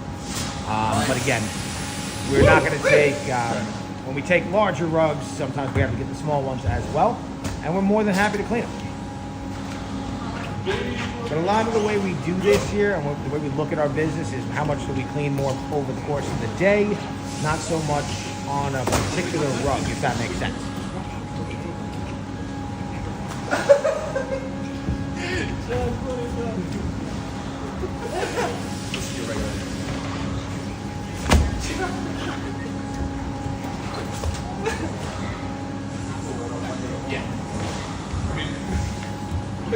It's Joe DeFoe. We need foam. It's not even that. It's just straight foam, so it's not even going to do anything. It's all the wood is down. No, we See the do wood? dry clean as well. Yeah. Don't have used OMS, but we do offer dry cleaning services. There's a handful of types of rugs that we will do that with. Now, most of our channel, we only show the washing process. Because that just seems to be what most people enjoy watching. But we do utilize a whole bunch of different ways to clean. Actually, in the background right now, you can see Jason over there. He's doing a couple of certain types of rugs. He's actually doing with the truck mount. And we do dry clean rugs. We do a lot of actual hand washing as well. Not on the wash, but for certain unique types of rugs. Tyler, off the top of my head, I have no idea what we charge for these 3 particular rugs, but in general, our rug cleaner prices are all by the square foot.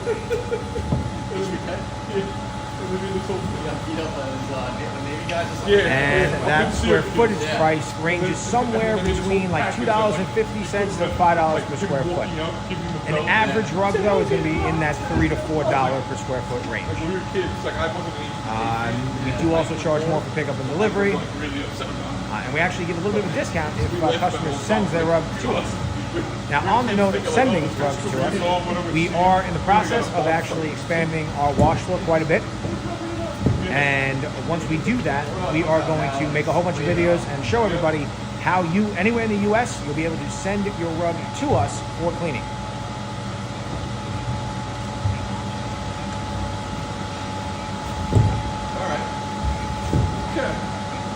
I would hit them one more time because they were dirty. Yeah, true. Laura, we are right behind Adventureland. We're in that industrial area. We're between Wellwood and New Highway.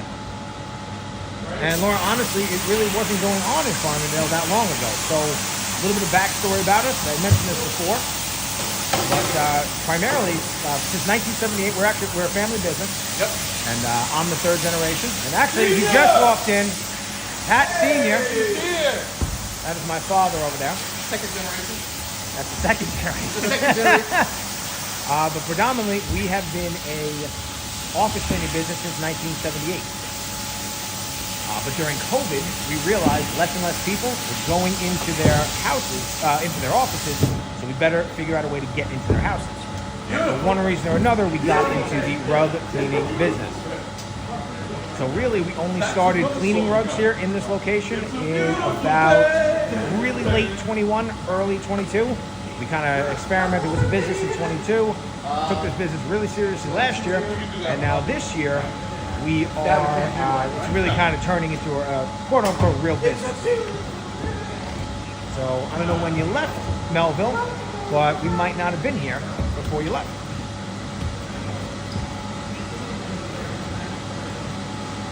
No, thank you.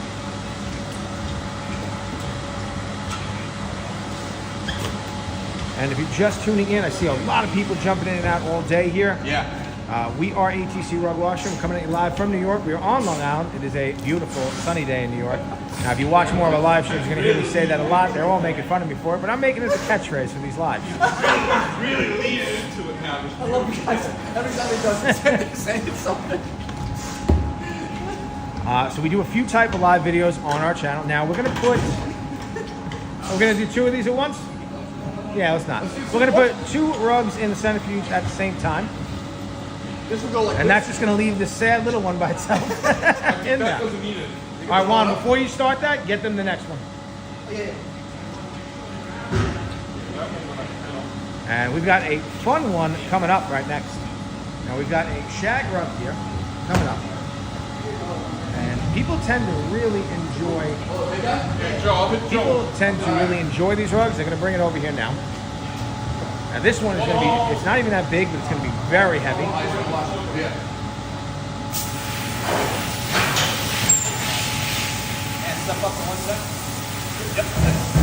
And I think this rug is going to be pretty dirty. And we're always excited for that. Maybe it's a little bit bigger than I thought it was.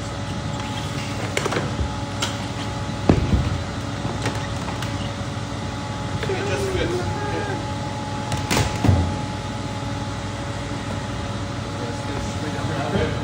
Tyler, what's the big silver thing they're putting the rugs into? That is a rug centrifuge.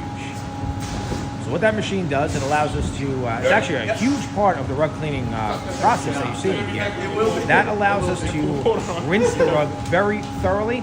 So every time you see us use the fire hose and then the squeegee, that machine does that about 10-15 times per minute. And then that allows us to also get the rugs very dry. So we rinse the rugs a couple of times until we see that the water is clear. And then we stop running water through the rugs. And in about 3 minutes, those 2 little rugs in there will get about 97% dry. On average, that machine can make rugs, different types of rugs, it varies a little bit, between 90 to 97% dry in 3 minutes.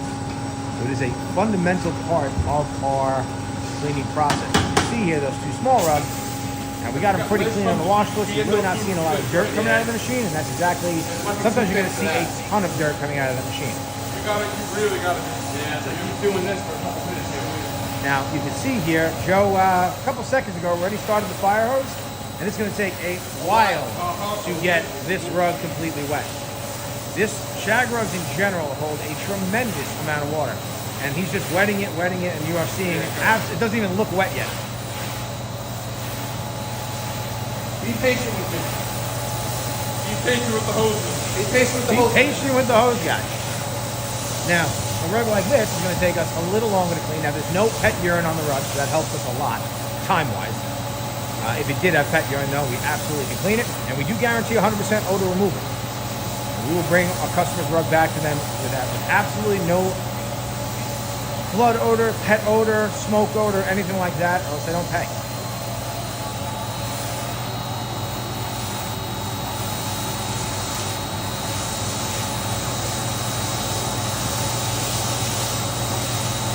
Sarah, thank you very much. And as soon as it'll be all over our channel as soon as we're live with it. It should be in a couple weeks. Owner anywhere? Probably not. It's starting to choke out. Shut it. Clean the filter. There's probably a ton of stuff in the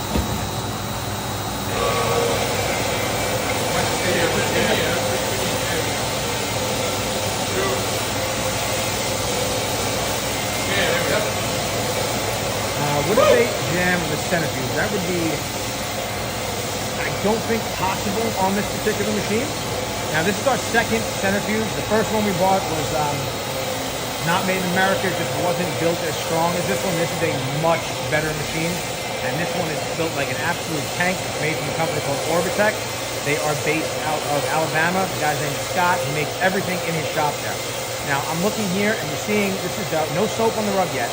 And I'm seeing a ton of, it looks like body oils and dirt just being scrubbed away with just water.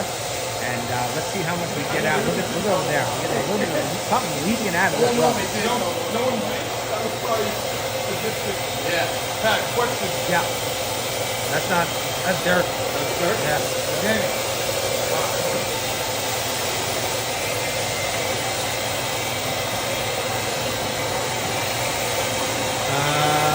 So Nautilus, some of these rugs are 40K plus. So we have had a couple of very valuable rugs come into our shop. We're always very lucky when they come in. We've seen some beautiful pieces. We've gotten a lot of rugs in like the $10,000 to $20,000 range, a bunch in like the $40,000 to $50,000 range. And we had two runners come in. They were about 150 years old. It was just two runners. They were about 2.5 by like 10 feet long, maybe 15 feet long, something like that. And those were valued. They were 150 years old, and those were valued at $70,000 each. More water? Yeah. All right. More water, Joe. Ooh, okay. More water. Yeah. That's crazy soaking it up, man. Yeah. It's soaking so much up. It is.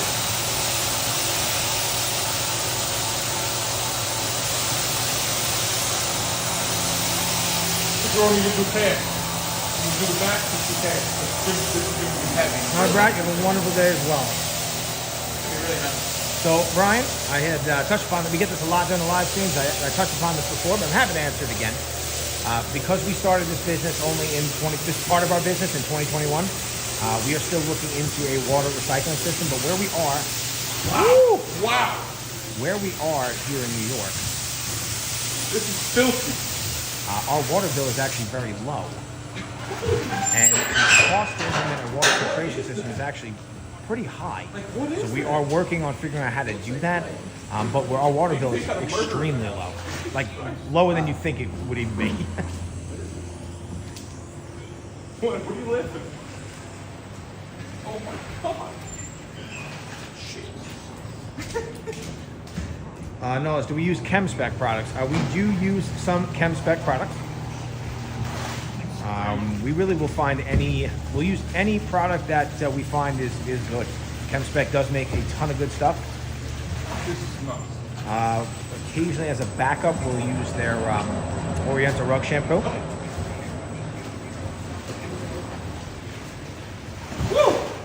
Wow. Get it up more. And again, guys, no soap on this rug yet. Not yet. This is just water and agitation. I would say, guys, before we even do that, maybe one more full rinse. Yeah. Maybe Oh, put full runs in it. maybe put some under too. Yeah. Yeah. I don't know what that is, but let's get it out. Yeah. Do a full rinse and we love these two.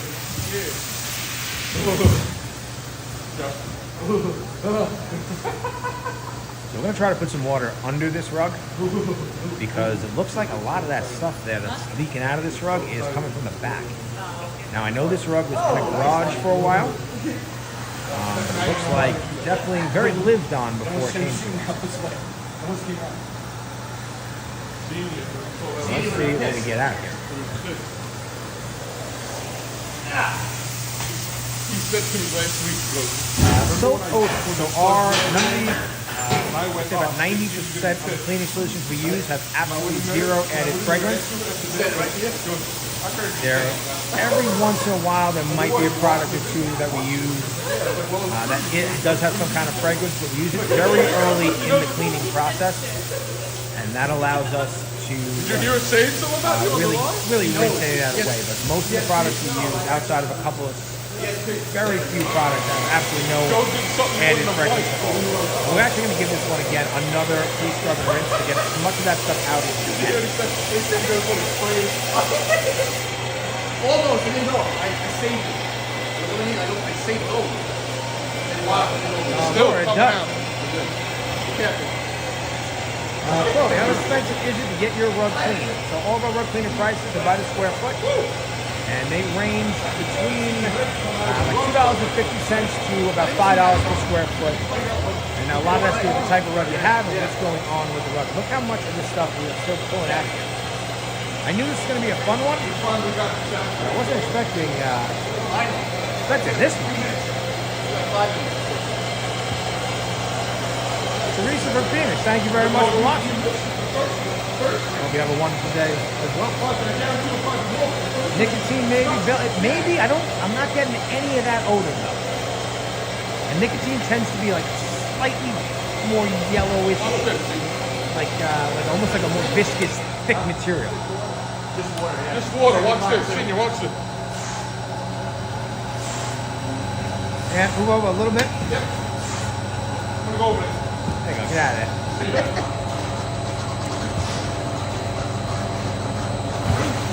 We get this a lot. I know it's a joke, but have you ever received a rug with a dead body inside? So, obviously I know you're joking, but we do not really get many crime scene rugs in general. And there's actually a couple reasons for that. So we do a lot of restoration work and a lot of insurance. And when rugs go through insurance claims, typically we have to be able to restore them to the pre-loss condition. And every insurance company, any kind of crime scene for the most part, will elect to just replace the item.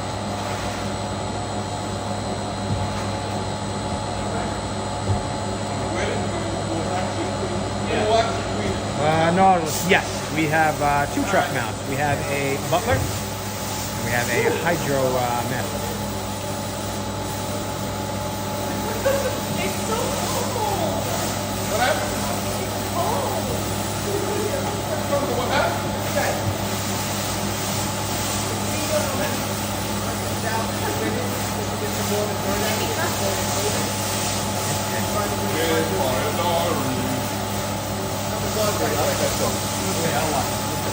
I can't wait for 1-3 Come over here, Senior. What are you thinking? That's That's why we keep him around. Pat Senior has a good idea. What are you thinking? Hello, America. The world, really. World. All right, so what are you thinking for this rug? Well, since it's so soiled, I'm figuring maybe, I figured maybe we could, rinse it out and then spin it prior to actually putting the Okay, hold on a second. hold on. Hold on a second. Take that off. I think we're going to spin this first. good idea. Actually to get some of the other soil out before, so that the shampoo can actually penetrate the rugs. So, anyway, it's just an idea. We're always updating and changing our philosophies of doing stuff. All right, so perfect. So I think we're going to try that. So, and we do that occasionally on some rugs. We do it a lot on rugs that have urine on them. That's what we have seen. But what we're going to do now, if you, this is a recap. We're actually going, there's so much coming off of this rug. We're going to put it in the centrifuge before we even try to clean it. Let's see how much we get out of it. This is probably a good opportunity for me to explain how the centrifuge works. He's the wise man. Ben Defender, what do you use to keep natural fibers from browning out? And where the Quick drying times. That's really the main way to keep it from browning out. And also the proper chemistry. So when we wash Viscose rugs, we're actually going to wash a Viscose rug in a little bit today. But when we wash Viscose rugs, there was one.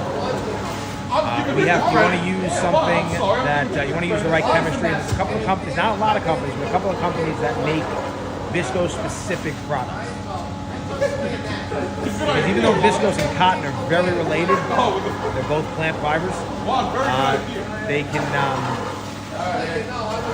they react different ways to different things. So when we clean cotton, obviously, if you do a lot of cleaning of cotton, you know You can use higher pH. You can use a lot of oxygenated products. You can use some acid. Brown out. Actually, cotton doesn't really like to be in an acidic state. But I know a lot of carpet cleaners, and even myself, sometimes occasionally we will use acid to hide the lignins. Whenever a plant fiber turns brown, what you're seeing is the lignins in the fiber. They turn brown. They show up.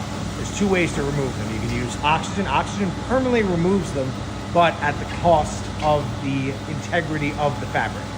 The second thing you can use is something acidic. Now, acid doesn't actually, it just hides them. It makes them invisible. It really just turns them back to white. But cotton and plant materials in general actually like to rest at a slightly acidic pH. It's not, that's why you'll sometimes things that feel a little hard, or you'll get like a residue that you find, or you feel like the cotton doesn't really feel as soft because it's in the wrong pH when you finish cleaning it. Okay, right there. Here we go, Joe. Alright, hold on 1 second. Alright, on 3. 1, 2, 3. Oh! Right in the pole. Right in the pole. And you say even 3 guys can't lift this one. Now, this is why it's really hard to clean rugs by yourself. Even though sometimes you might see a guy standing around, if you don't have the guys when you need them, it's a little hard for us to do the job.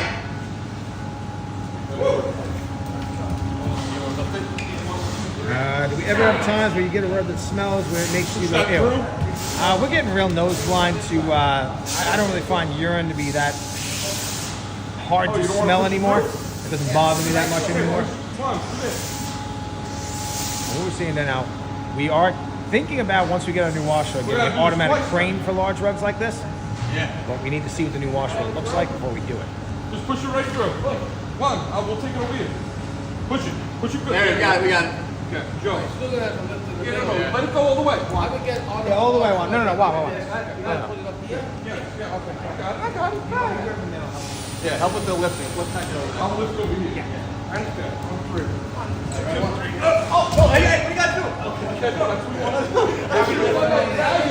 Okay, now we're gonna Go with all 3 of us. 1, 2, 3. All right, quickly.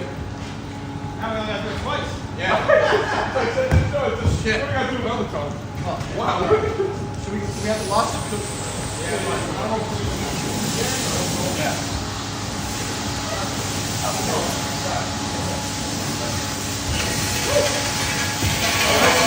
Almost lost that. Almost lost that.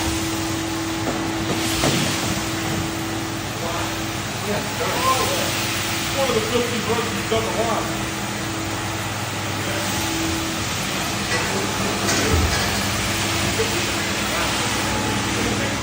You look like a hero.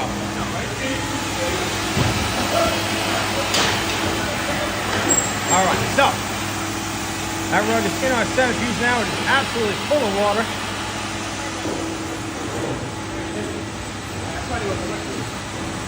Let's see how much we get out of it. You guys, just move your feet a little bit. Ooh, baby.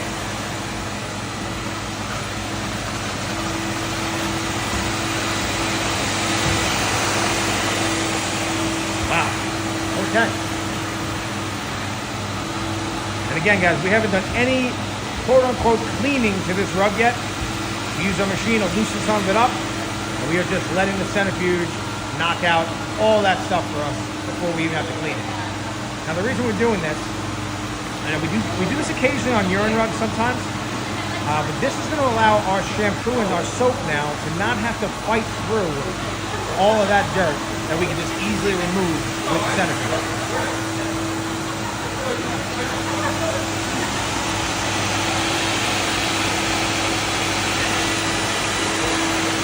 Now the unfortunate thing is we're going to have to do this twice.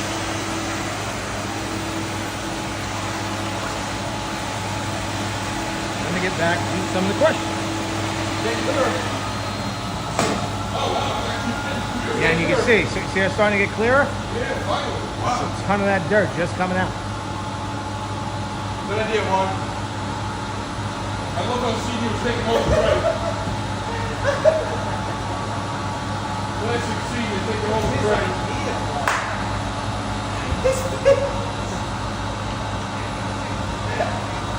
How's it going? Weird. How's it going, Senior? You said the back on the floor. I said the back on the floor. Gave you the sunshine on the move. Juan said, hey, Juan! No, Juan, that really was good.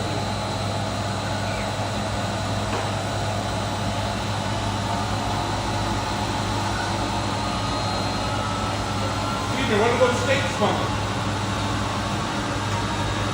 You said the steaks are coming this week. Yeah, you told us last week the steaks are coming next Thursday.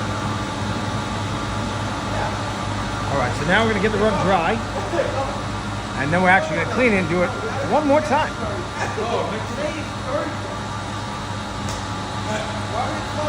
All right, let's see here.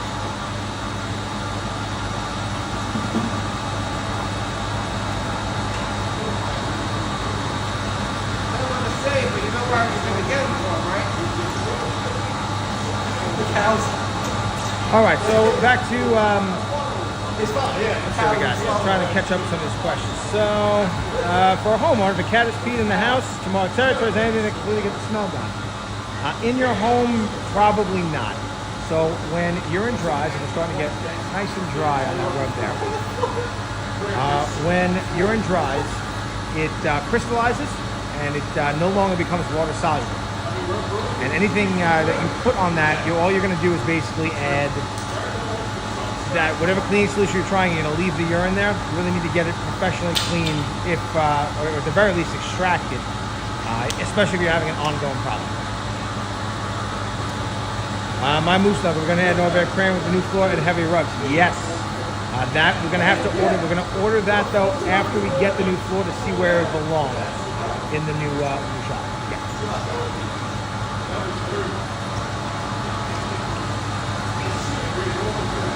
Fine, we're good. All right, so we're gonna shut the centrifuge, get this one out, and let's see how much more we can still get out of it. So I'm guessing we're still gonna get quite a bit of dirt out of it.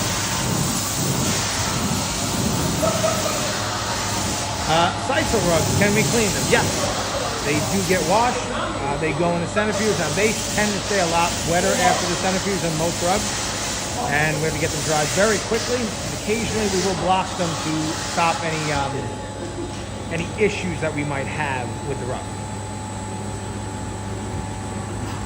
Now we can't use any agitation, but we can wash them. So we almost have to treat them like a sponge, Sisal rugs, and we basically wet it, squeeze it, wet it, squeeze it with soap, and we just basically, almost like a cotton ball, we push that dirt out. What's up with the rug in the bag marinating? We're going to get to that rug next.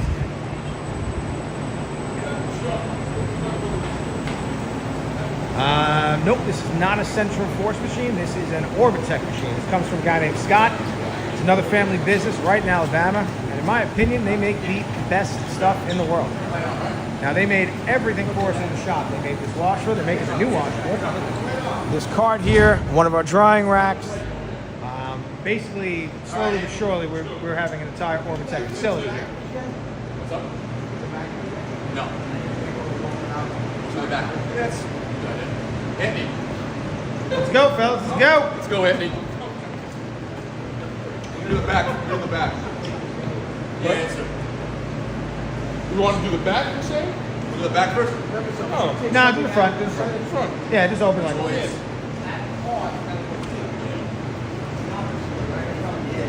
Oh, do front and back. And yes, significantly lighter now. Now the unfortunate thing is we're going to have to do that process one more time. Actually, the rug actually looks a lot cleaner as well. All right, so let's actually start to clean this one and see what we get out. That's beautiful already. Do we want to do we want to just go right into it with the chemicals, Pat, or do we want to let it out and get the chemicals? Yeah. So yeah, you got it. Just run it out. All right. I have heard of Moors before. And I know they made that. Is that the company that Centrifuge bought?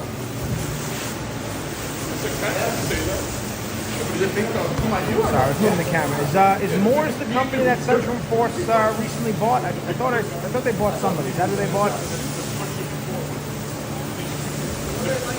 Fatima does make a bunch of them. I don't know where they're located from. Entirely, yes. Well, that process so far, even though we haven't put any soap on the rug, look, it really did get a lot of dirt out. You guys can see our water trough is absolutely filthy right now.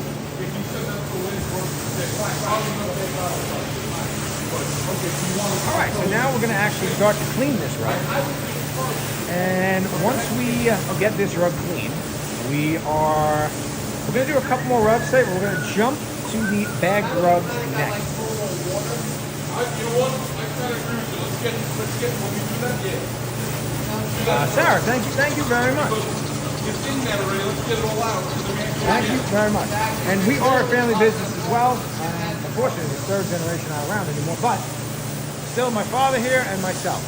And I've seen a bunch of people jumping in and out. We are ATC Rug Washing, especially cleaning services. We're coming live from New York. We are on Long Island, a beautiful sunny day in Farmingdale. Now today on camera, you're going to be seeing, well, I'm behind the camera. My name is Pat. We've got Jamie here. Jamie films all of our short form content. You got Anthony with the bucket right now. Joe doing the bucket drop. Pat Sr. over there kind of hanging out. And Juan is helping on the floor. Now Juan's job today is to put rugs into the centrifuge as well as bring them over to the drying area. That's on this guy. Now how did Juan get such an easy job, you say?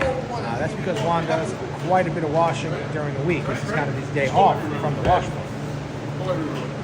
And this work can be, it's quite enjoyable, but it can be a little bit taxing as well.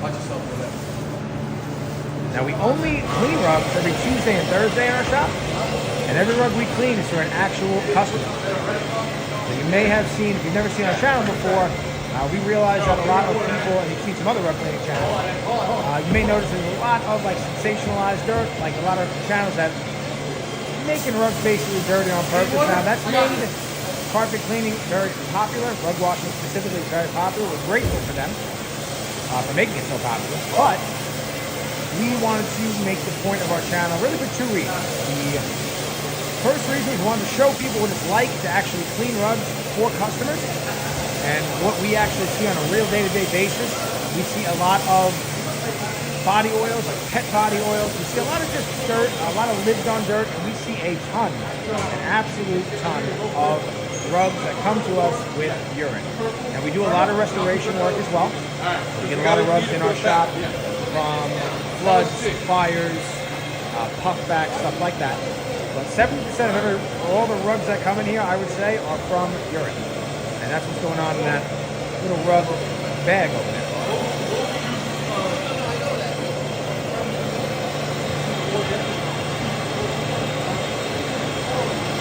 Michael C., I can definitely get you in touch with Scott, who builds them.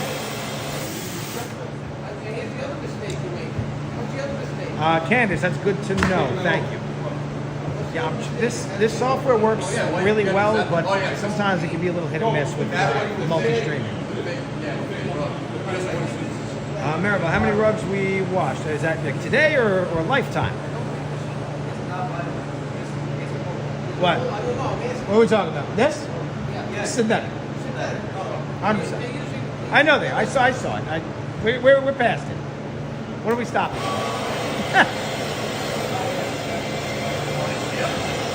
I got told whoa. Do we have any crazy rug stories? Nothing too crazy. Again, most of the stuff that we get in our shop here is just regular lived-on stuff. Now, we do get a lot of really cool-looking rugs, a lot of old stuff that's come in. We've been lucky enough in our short time doing this for a lot of very unique pieces from all over the world that come into our shop. Candace, yes. So every rug that we wash goes through a full dusting process first. That's because we want to get as much dry soil out of the rug before we start cleaning it. Dry soil makes up about 70% of all the dirt in rugs. We're going off the rails here. You're on top of that wire there. Going off the rails here. Yeah. There's a common denominator. He showed up. You're right. But yeah, so every rug gets dusted because we don't want to make mud. Well, we want to make the least amount of muddy, dirty water as possible when we're washing. So the dusting process allows us to get a lot of that dry soil out. And we have a couple of different ways that we dust. We've got a tumbler duster as the primary way that we clean rugs. And what that machine does, you put a rug in it, it gently rotates one way, then gently rotates the other way. No. Last time it was this big. That doesn't. That's just like grabs it too much. Too much grabbing. We also have a rub badger, which I can show you in this here. See that red machine over there? We use that for a little bit more delicate rugs, and what that machine does, you put a rug upside down on some metal grates, and it gently beats the back of the rug, and that dust falls through from the rug to the front in between the grates. And that method works very well. And then if we have a rug that's extremely delicate, we use a forced air system, basically almost like a compressed air system, that we just run a gentle wand across, and we let that air just push the dust out of the rug. Go this way. All right. Exactly. The CRV in that few minutes ago, that just has a little bit of a mind of its own. That's heavy. That is heavy. Yeah. Now on a rug this heavy, we are going to This rug is fold it in half. This rug is extremely heavy. We'll do the back on one side, and then we will rinse that side, get the other half. It's too heavy to turn this rug over constantly. Candace, on our YouTube channel, we do have some dusting videos. I think we had a short video come out very recently. Maybe like in the last like 2 or 3 days. We had a huge, it was like a 13 or 12 by 18 Chinese wool rug.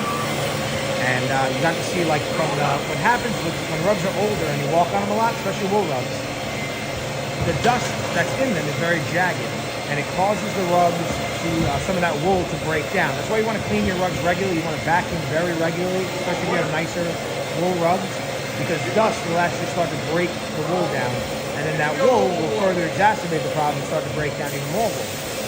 So in that video, when we're dusting it, you actually see, almost when we finish, the pattern of the rug. You see all the red and the different colors because that wool is just broken up loose, almost in like a dust form now. Oh, you did see it. Perfect. But we do have a couple. We've got a bunch.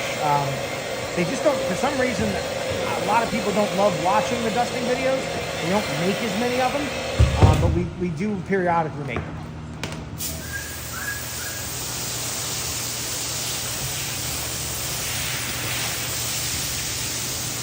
Can acrylic paint be taken out of a wool rug?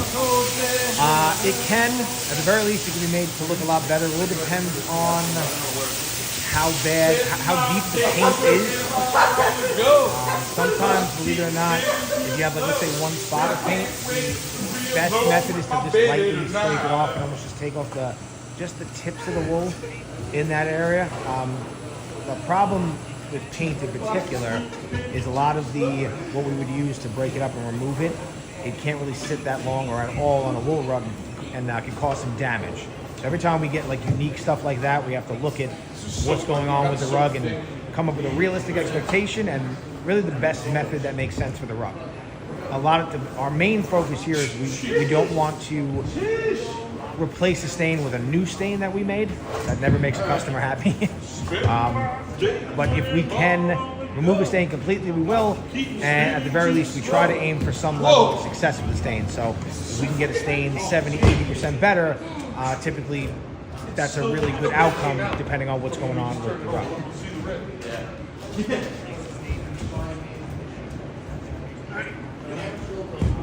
Hello, TJ. Thank you for tuning in. So I love, I've seen some really good videos on the forced air dusting. It's just for some reason the lighting and where we do it in our shop, it never shows really well. So we don't really film it very often. We really prefer to do that outside because it's making such a mess. And it's just always hard with the lighting out there to see that dust on camera. Sometimes, actually, we have one video where we did some rugs came into construction, and I don't know what happened. They must have did work in the house but left the rugs open in the middle of the room, and there was like white, sheetrock dust, and that actually filmed really well. Have we ever dealt with slime contents in a rug? Yes. So slime is relatively removable on synthetic rugs. They make that slime a lot of different ways. There's a lot of, if you buy it like in a store, inside of a toy, a lot of that stuff's made in like China, and it's almost like a glue. It's very hard to remove it. I had a wool rug. There's a video on our channel somewhere. It's probably like 500 videos ago now, where we did get a really high success. It was so hard. I don't know what it was. It almost dried harder than plastic. It had glitter in it, and we were able to really just almost like slowly etch it away. And when you looked at the rug, you couldn't see it, but if you got really close and looked at the spot, you could almost see a tiny bit of an indent where we kind of took some of the wool off. That actually came out really, really well.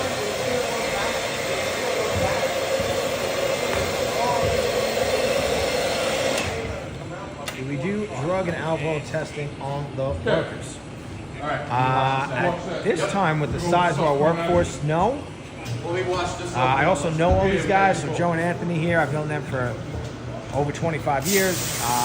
We're a family business, so like this is my father here, it's my wife's cousin. Now, some of our other guys have been with us for a very long time. We do have a fun office here, so we do like to indulge in a couple of beers after work sometimes.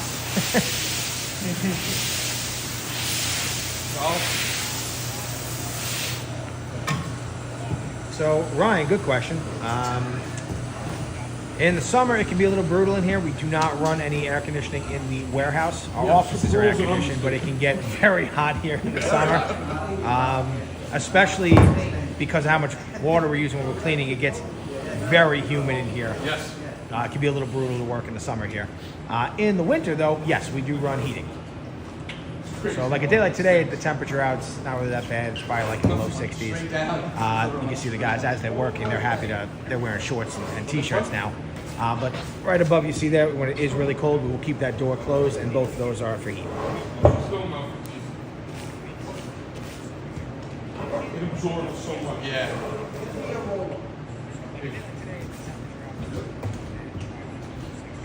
Jason, so typically our rug cleaning prices are between $2.50 to $5 a square foot. Most rugs are going to fall between the $3 and $4. Actually, synthetic rugs are usually never past $3 a square foot. Most of them are like $2.75, in that range. If you bring us a synthetic rug that doesn't have any urine, we will work with you a little bit on the pricing sometimes, especially if you can get the rug to us, because they are relatively on the easier side and more cost-effective side to have us clean, so we will work with our customers a bit on that. But in general, somewhere between $3 and $4 is a really average number for a lot of the rugs that come in. Now that range is based on a couple of things. The first question I ask people is, what is the rug made of? So in order of cost to clean, I would say it's synthetic, then wool, and then your other fiber types. So viscose, cotton, jute, sisal. We do a lot of, I didn't even think we would get a lot of these, but we actually get quite a few animal pelts in here. Those can be a little trickier to clean. They come in a lot of different conditions to us. Those are more on your $5, $6, maybe even $6, $7 a square foot, because they're also pretty small. But it depends on what we have to do to them. But in general, somewhere around $3 to $4 a square foot is a pretty normal number. Go to the floor.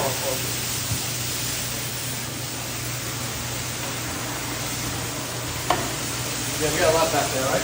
Yeah. Ryan, yes, all of our guys, well, I got a lot of part-timers who work here, but our business is a full-time business, yes. Now, a big part of this business, too, is the pickup and delivery aspect. So we have guys, they're out right now picking up, dropping off rugs. We really only clean rugs 2 days a week. Now, most of the rugs we clean a lot of rugs. So in between cleaning days, there's a lot of work sometimes where, okay, there's a stain on a rug that didn't come out, we washed it, we have to touch it up now, and the more rugs we clean, the more exacerbated that can get. And look how much of this is still coming out. Still coming out. This is crazy. But that can really build up. So there's a lot of in-between work of the washing that we have to do. And then wrapping rugs, delivering them, you know. And we also we don't really advertise it for the general people in our area, but all of our rug customers, we do offer a bunch of in-house services as well. Something. We clean like any type of furniture. Yeah. We do a lot more types of furniture than other residential cleaners will do. That'll be it. We'll clean like leather. We'll clean. We've had a couple of couches covered in actual animal pelts as the like actual wool covered couches. We will clean wood floors. We clean tiling ground. We clean wall-to-wall carpet as well. They have a still stuff on here. So Sarah, tomorrow we have a residential through a restoration company. They had a fire in the house, and through a restoration company, one of our good restoration customers, we are doing a room full of animal like heads, taxidermy on the wall. And they have some fire damage, so they have to like basically get on ladders and do all that. But in that room, they have some kind of cat. I don't know what it is. Some kind of tiger or something. I have no idea. But yeah, we get a lot of. Every once in a while, we get weird, unique stuff that I didn't even know was here on Long Island.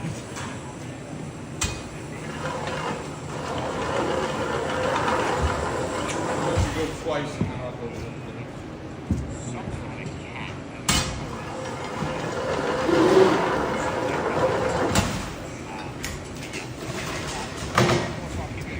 How much water we actually use? Honestly, we don't really measure on a day-to-day. Really depends on how many rugs we clean, you know? And look what I'm getting after you. Look. Yeah.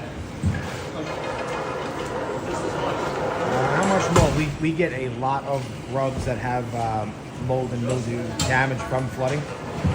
But we are able to typically bring them back to a very usable, pre-loss condition.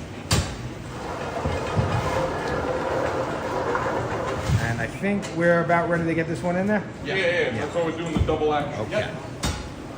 And it looks a lot better. It's a lot better, but it's still coming out. Yeah. Well, let the centrifuge do the work. Yeah.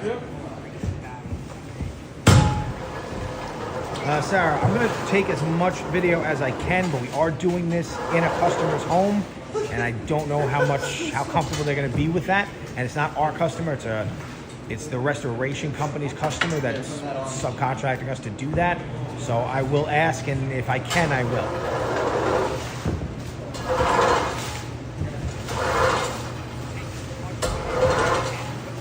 Ken, hello. Alex Moore, is there any scenario where a residential steam cleaner rented a person is worth it or can at least do a decent job? Yes, it can. So, the couple things. On a synthetic rug, it'll definitely work. The main thing whenever you use one of those machines is you're better off doing it 3 or 4 times rather than one time over and over and over to get all the dirt out. Because what you're going to do is you're going to leave a lot of moisture in the rug. And the other thing I would do is I would run the machine like normal, and then I would run the machine again at some point with only water in the machine to actually really rinse the rug properly. Those machines have a tendency to leave way too much soap behind. And what happens when you leave a lot of soap behind is you get a lot of quickly resoiled. Go up and cut. There you go. You ready? And I don't mean working. I haven't worked for 20 years. I don't mean for that. I mean go home. I'm off a little bit. You guys hear that on the camera? The way the boss looks?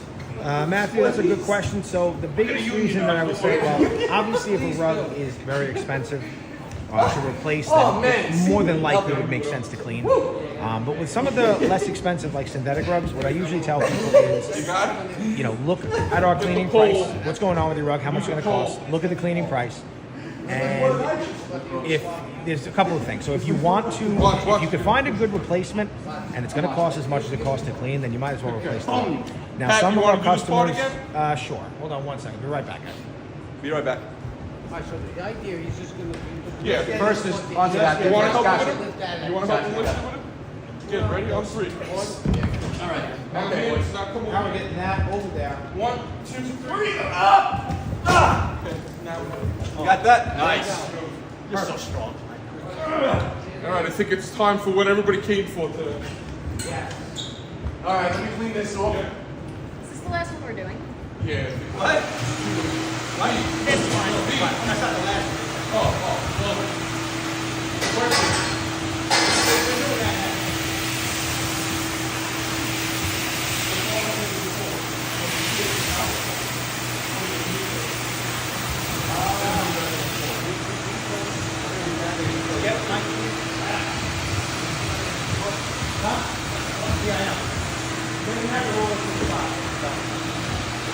What's up, bro? I was waiting. He's gonna use All this. right, so Yeah. we are going to cut open this bag in a second.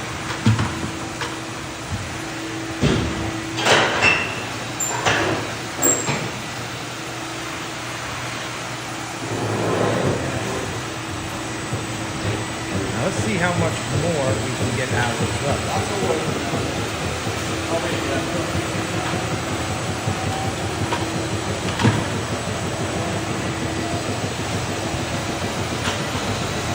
And again, if you're just tuning in, this is the second time we are running this machine on this rug.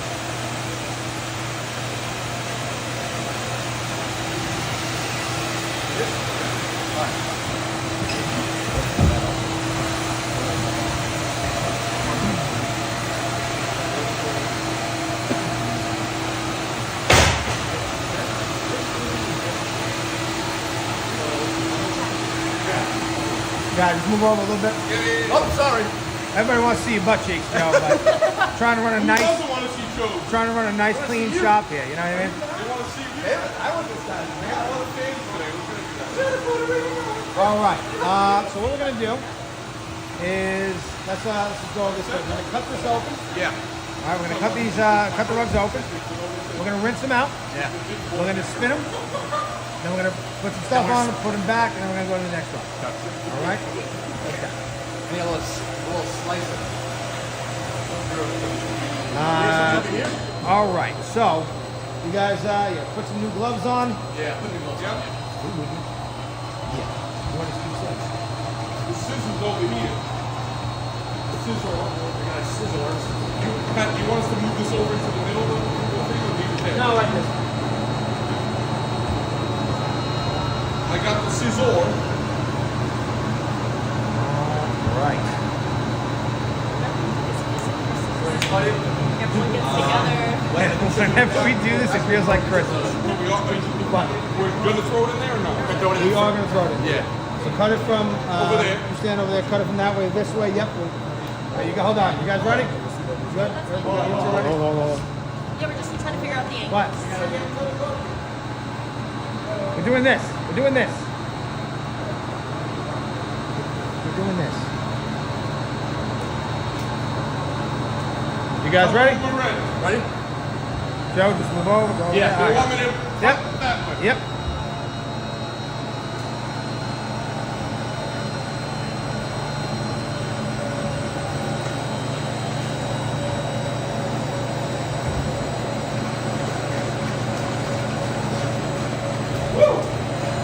Ooh, baby.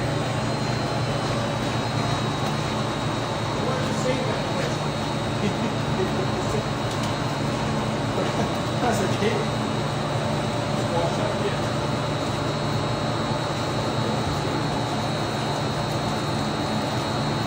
Good? Grab your pictures?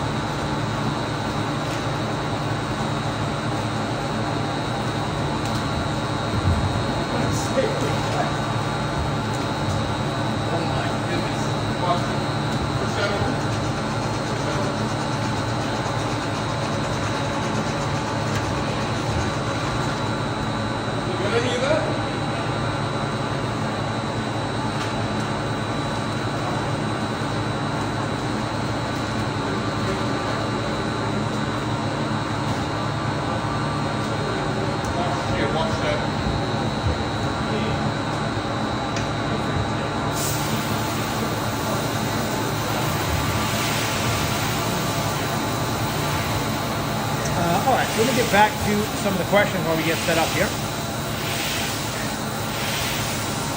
So, why do people get curious over the color coming out of the rug, especially as the main color of the rug? Yeah, I mean, basically, if the color is not in the rug, then it's definitely not the rug color coming out. And by the way, guys, I don't know if I mentioned this, a sneaky little second rug in there. Look at that second rug in there. It actually doesn't smell it, man. It smells good. Smells good. Yeah. Yeah. Now it really shouldn't smell like urine. It's sitting overnight in our pet treatment, guys. Let's just rinse the top one off and put it in there. And then, Does it like this? Bring some top. Leave it like that.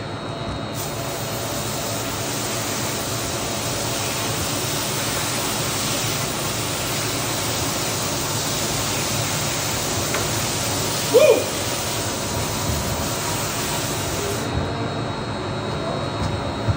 Woo! See that? Holy moly. Yeah, that's all right. No, they still, you know. Yeah. Woo! Longer than that, right? Yeah. Good. Got that to get out full. Matthew, what material do you recommend for families with messy young kids? What's easy to clean at home and what's cheaper to clean professionally? You definitely want to go with a synthetic rug. Now, wool rugs and definitely handmade wool rugs are extremely durable, but you can definitely, anybody with kids and pets, especially young kids and puppies, I always recommend synthetic rugs. Not on that, yeah, there you go. We gotta wait for this. Oh yeah, we need that full. No, you got that full with this? No, we gotta wait for the centrifuge anyway. Yeah, we'll roll it up.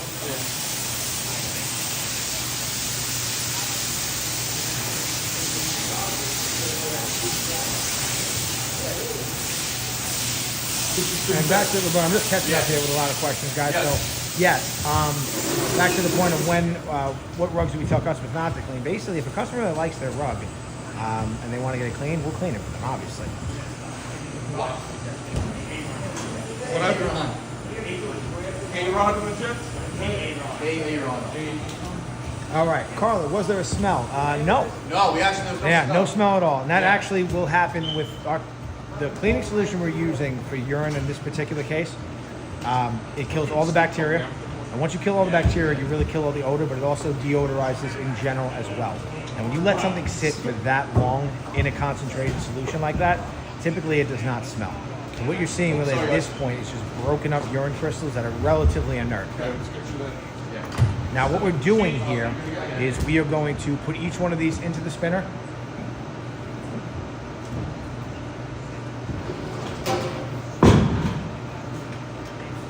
And there's so much urine on these rugs right now that we want to just flush a lot of that out. So we're gonna do the same thing we did in the last rug, and we're just gonna throw them in the centrifuge, rinse out a ton of this stuff, and then start to clean.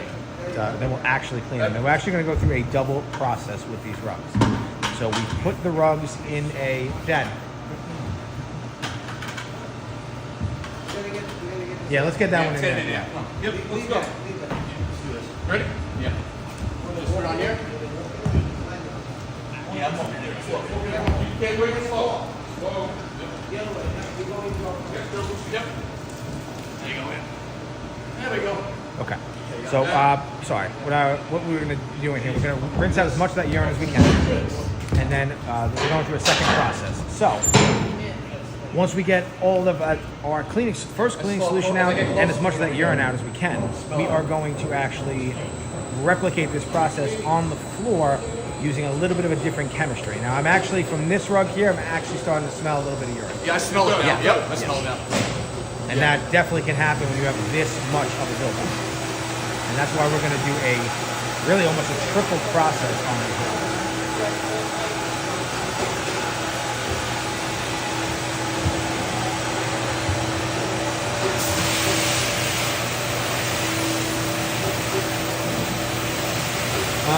Ken, so we leave the PVC pipe inside the rug. Look at that.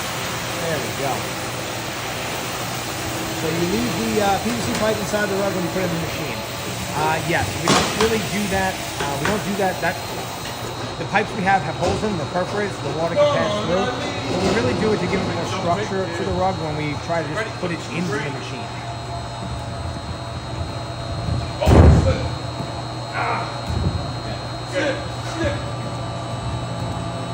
And we're getting a lot of urine out of that one. Yeah. Joe, did you see that video I sent yesterday? Those guys played at Mill Pond?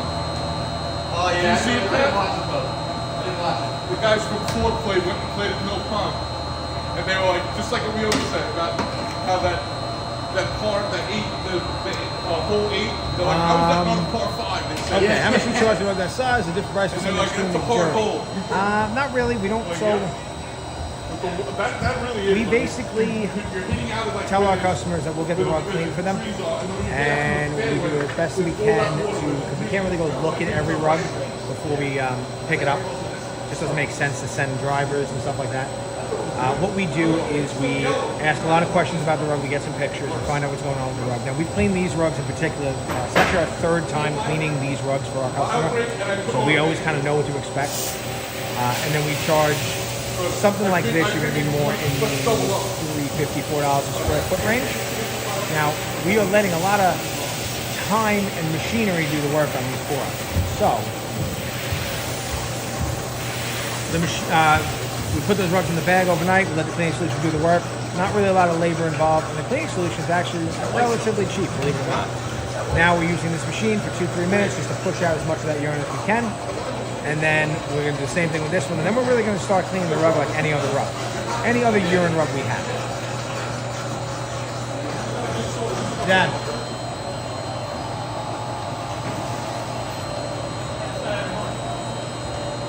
All right, so we're going to get that one out of the centrifuge, and we'll start cleaning it.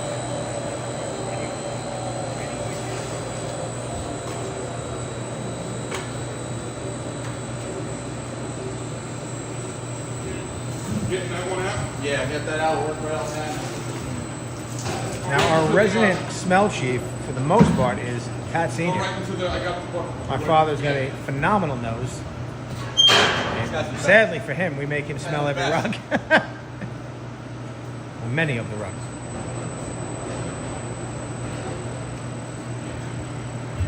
This is the rug made of urine.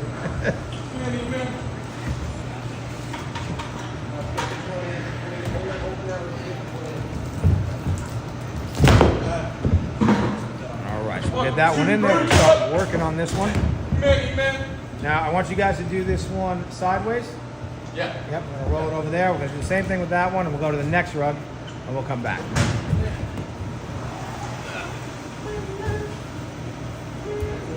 All right, brother. Perfect. Okay. All right, so now we are going to put down a second form of our pet treatment. You have What? what's in there? That's in there? Yeah. Okay, yeah. Yes, sir. Now this pet treatment will Double do, action. Double action. we'll work on a little bit more of the odor and also actually start to clean the rugs. And Joe, you definitely can pour a little on that spot when you're doing this. And this one we definitely want to get it in.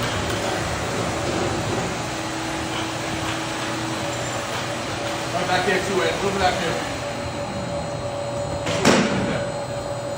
Okay, brother.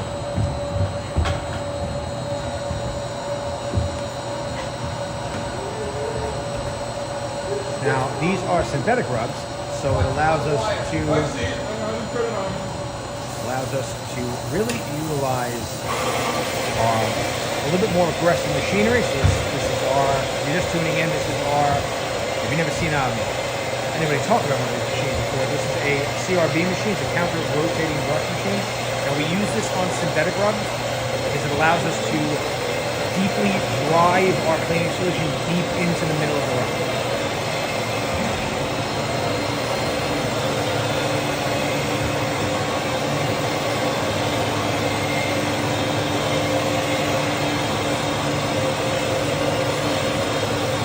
Yes, there's a hole in the bucket. We got a lot of holes in the buckets here.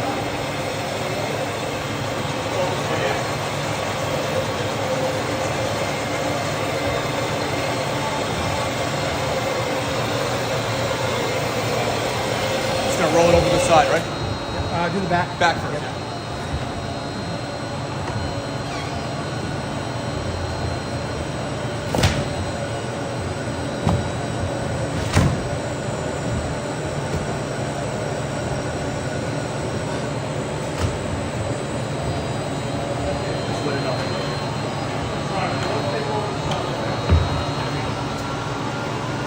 Jacob, does your cleaning solution smell good?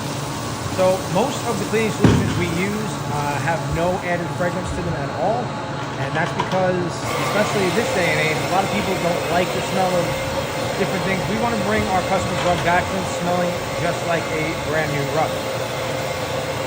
Now, occasionally we might use something early on that has a little bit of a night fragrance added to it. The first we had swatches, we saw the bag open. That these rugs were in, that had like a little bit of like a, I don't think they add anything to it, but a little bit of a strange like sweet smell to it. But by the time we wash the rugs again and rinse them again, that's all gone. And we know when we use that solution that it's more of a soaking solution, so we're going to keep further clean the rugs afterwards. So what you're going to see now, we are rolling these up. Hey, Jay, kill that one. Dad, kill that one. What you're going to see is, so what we're doing, we're going to let that solution dwell. We're going to put it off to the side. We're going to do the next one. Push that off to the side. We'll clean another rug while we let that kind of hang out over there.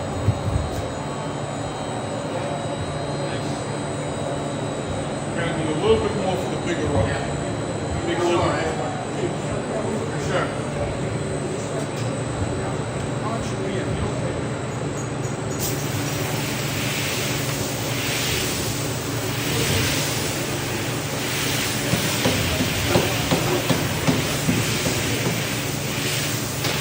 Joe, hello. Alex, at the moment we're not hiring. We have had hired a couple of new people this year.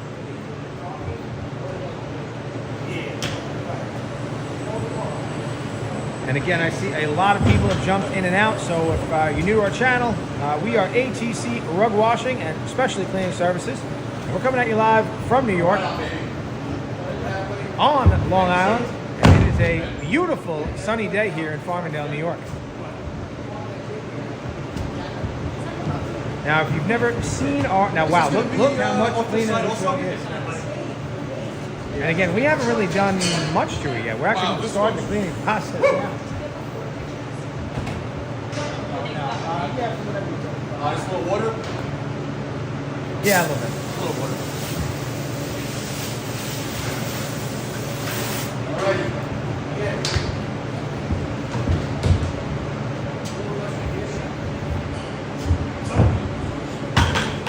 Joe, you don't know how to hold the hose, huh?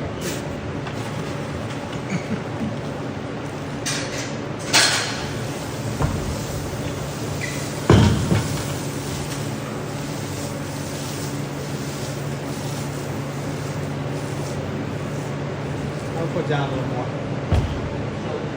Yeah. Yep.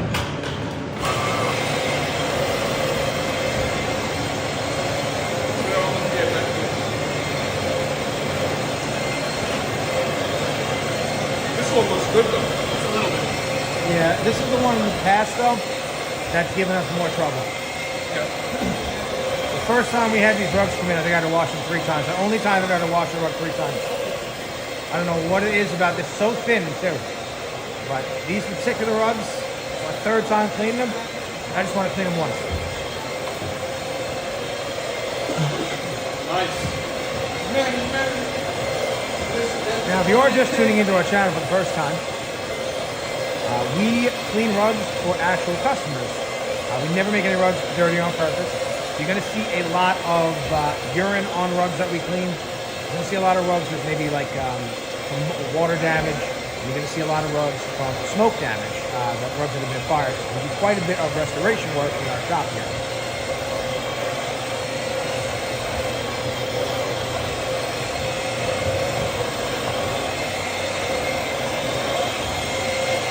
And we've cleaned a bunch of rugs so far here today.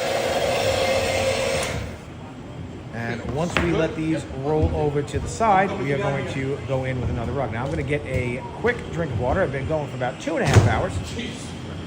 And I will be right back. But they're going to do the back of this rug. They're going to roll this rug off to the side there. We're going to let our pet treatment, our second round of pet treatment, Second round pet treatment. do a little bit of work.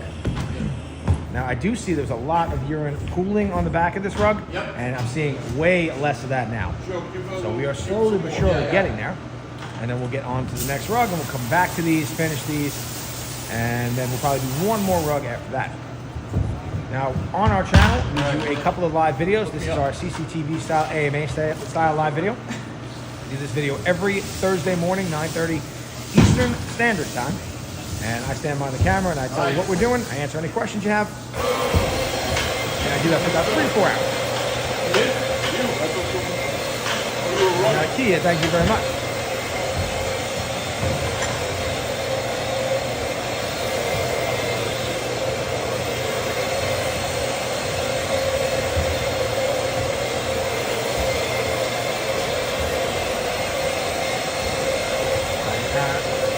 Thank you all very much for watching, by the way. And we've had a lot of questions today, and I thank you all very much. You make my job a lot easier here behind the camera when you ask questions, and I'm very happy to answer anything you guys have, so please ask away. I'll be right back, and just enjoy the CRB scrubbing action.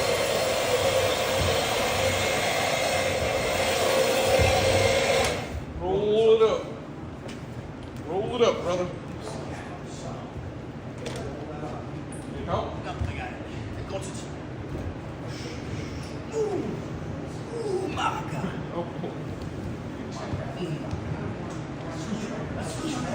That's the best thing. That's good, man. Ready, brother? 1, 2, 3. Yeah. Yeah, good. That's scoocher, man. That's good, man. Let me wash this down. That's scoocher, man. Plus, now you got come going over here. No, when you were recording, you said you used that. When you were recording, Yeah.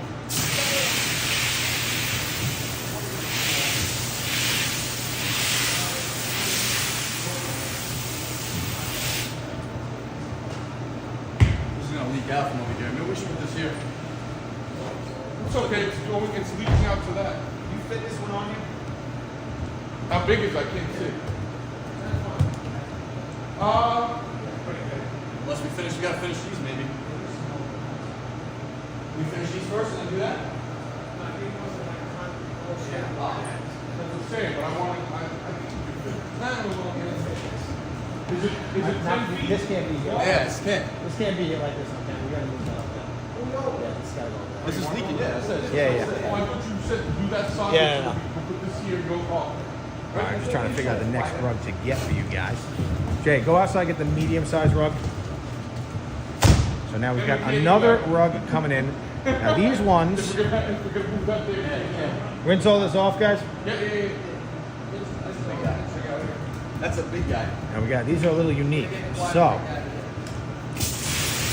these ones are in a bag for a little bit of a different reason. I kind of touched upon this before this morning.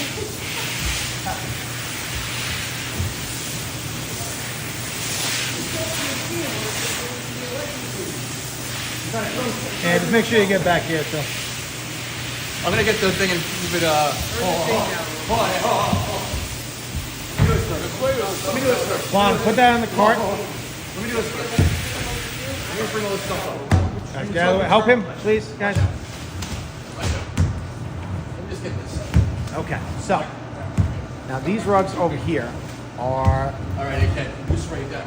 yep, you can throw it on, you can put it on the floor. There we go. Just move it down this way a little bit. Just cut it open for them. Perfect. Okay. Now this is in a bag. This rug had some moth infestation on it. So we killed, we treated the rug for moths, and we've killed everything. And now we are going to clean the rug like normal. Now, a couple of these, we had a bunch of these from the customer. A couple of these had yeah, it does. Oh yeah. A couple of these had quite a bit of live moth action on them. This one didn't have a ton, but whenever you find rugs in the same area, in the same house with moths, we treat them all as if they're all covered in. And guys, do me a favor. Yeah. Move that little one down there and move that other one over there. And move, if we can move this, let's move this down a bit. Yeah. Yeah. Perfect. Okay. Grab that side up. Yeah.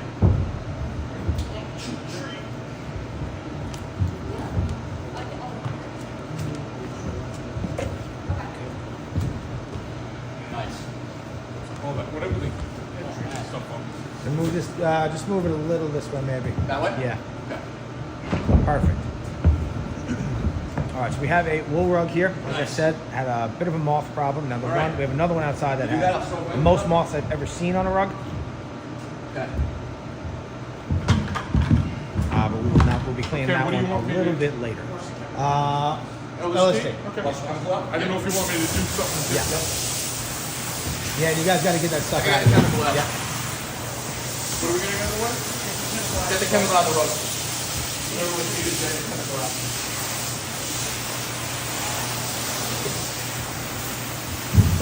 All right, I'm going to try to catch up on all of the questions we're getting here. Let me see.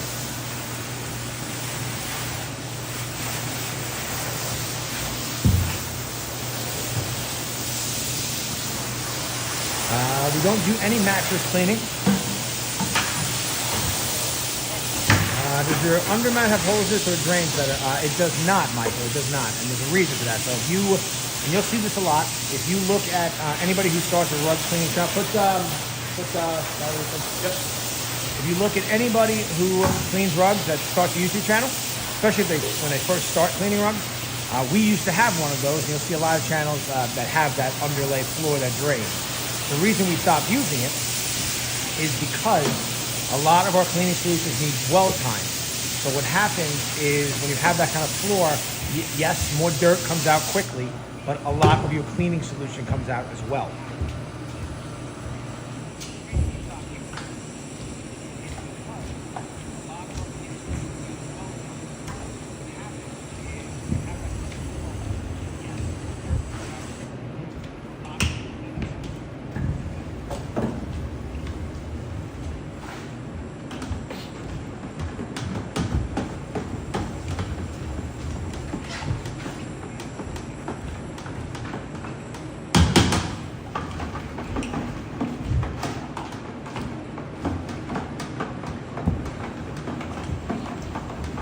Moth infestation, how does that happen? So Ken, that happens typically, for the most part, when rugs are left in a garage, usually, especially where we live.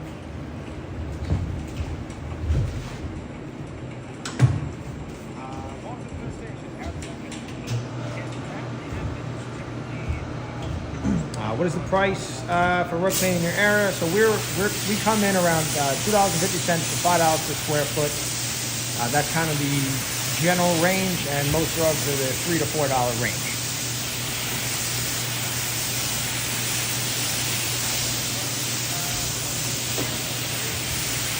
Or you want to keep going? Yeah, just make it one more time. Just like get the chemical out.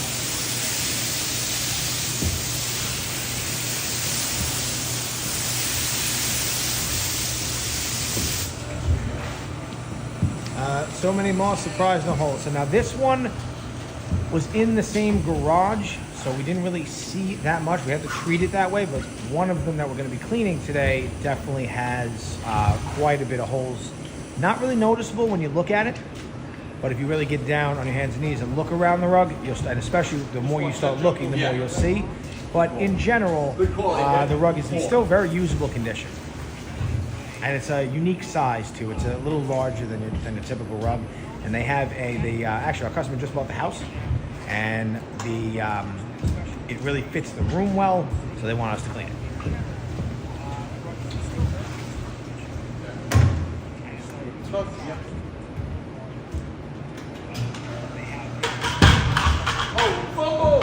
Fumble. Lucky Calhoun, do we have different locations? No, we have the one location here in New York, on Long Island, in Farmingdale, New York.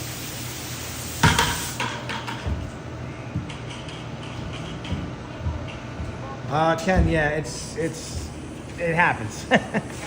It does happen.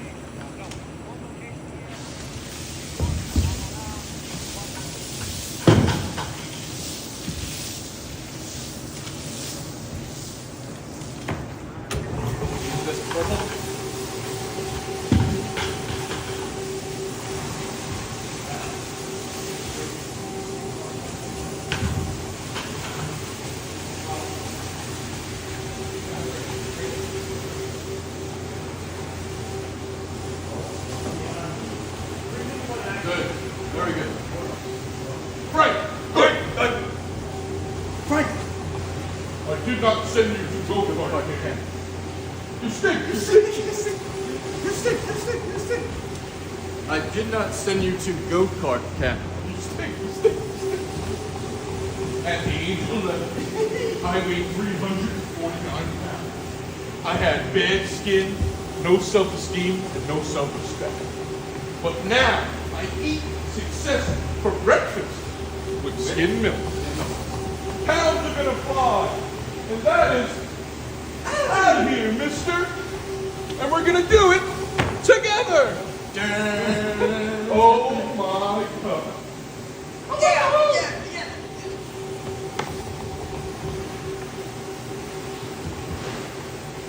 Mother Earth.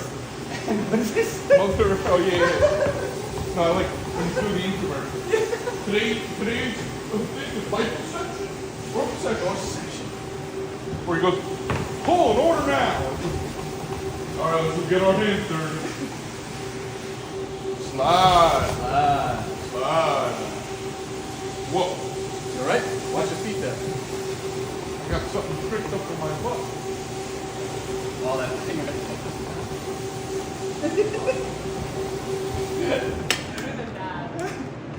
Okay, let's All right, flip it. flip it. Flipper. All right, brother. Hey, Gipper. Hey, Gipper. Hey, Gipper. Oh, hold on. You gotta Hold on. do that. Ooh, Yeah, let's do that, man. Hey, Gipper. I'm back, everybody.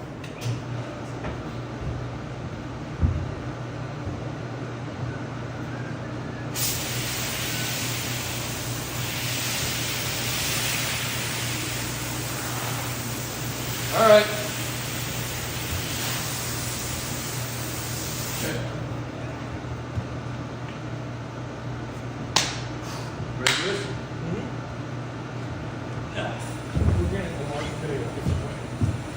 You're gonna start clapping. The features. How long does it take to clean a rug that size? Well, we're watching it now. This is probably only going to take about 15, 20 minutes or so. Now, again, if it has urine, it takes a lot longer, a lot more weight, not so much labor-wise, but more waiting time. Waiting time. Now, you're going to notice here, because we're an active rug shop, cleaning rugs for actual This is wet, customers, so- we have to really move through some of these rugs. Yeah. So we have the other two kind of sitting in the back over there waiting. We're going to this one. We are getting a much bigger wash floor that's coming in a couple of weeks. It's going to help us a lot with the overflow of rugs that we've been getting. And actually, once we do that, anybody who's watching in the US right now, you will be able to send your rug to us for cleaning. We're going to make a bunch of videos to show you. We're probably going to do it through UPS. We'll show you guys how the best way to send varying types of rugs that you might have to us for cleaning. We'll make your rug YouTube famous. We'll give you guys a shout out, and we'll either clean your rug. We'll give you a short video, or we'll clean it on one of our live streams. Oh, yeah. Oh, I'm done now. And CJT, thank you. Yeah, the bucket with holes is not our idea. I've seen a lot of people do that. A lot of people use watering cans. There's a lot of shops that just pour the bucket right on the rug. But we found from early on that we like this bucket with hole strategy. We actually have two of them. One has smaller holes, and the other one has larger holes.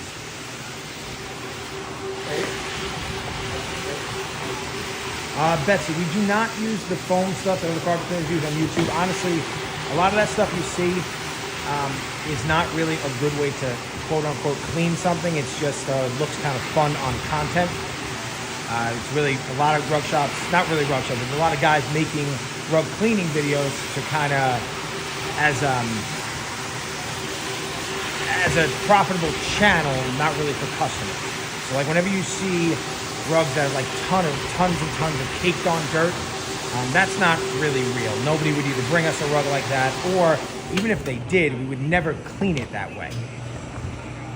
The first thing we would do is if there was caked on dried mud, we would basically beat the rug a little bit and get all of that off. There's no reason in an actual rug cleaning facility to clog up all of our machines and with all that dirt and that mud. And also, it's really bad for a rug, especially like a wool rug. Right? If you had that happen on like a viscose rug, that rug, we wouldn't even clean it. You'd have to throw it in the garbage. So we really use what makes the most sense for actual getting the job done correctly and the safest for the rug, if that makes sense. Steven, what made you get into rug cleaning? It's a really good question. So I mentioned this before, a little bit earlier in the stream. So we're a family business. I'm third generation, and predominantly since 1978, we have been in the office cleaning business. But during COVID, less and less people were going to their offices, so we figured, you know what, we really got to get into their houses. Jay, you can put more on there again. Yeah. Wow, that cleans low. Yeah. And one way or another, we chose rug cleaning. Does it look like it's fading at all? All right, so then put a little more. No, I mean like haloing. Okay, then put a little more on and do it again. Yeah. But yeah, so one way or another, we got into rug cleaning because of COVID. And we kind of started really late 21, almost like October, November of 21. We kind of figured out how to make the business work in 22, and then we took the business very seriously in 23, and now it's starting to really shape up to the actual part of our business. I think because we got a majority of this for Christmas, and like.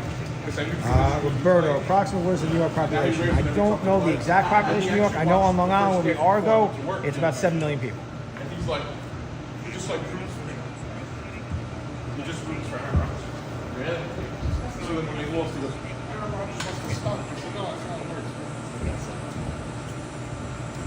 works. Chrissy, we do a pretty good mix of how many days our guys do this. So we are aware of how taxing this work is. So Joe and Anthony here, they only do this 1 day a week. Now you see Juan here on the Centrifuge. He's running the Centrifuge today. He's doing the hanging all the rugs for us. Now he cleans every Tuesday. So we like to rotate our guys around so they don't get overtaxed doing this work. We only clean rugs every Tuesday and Thursday.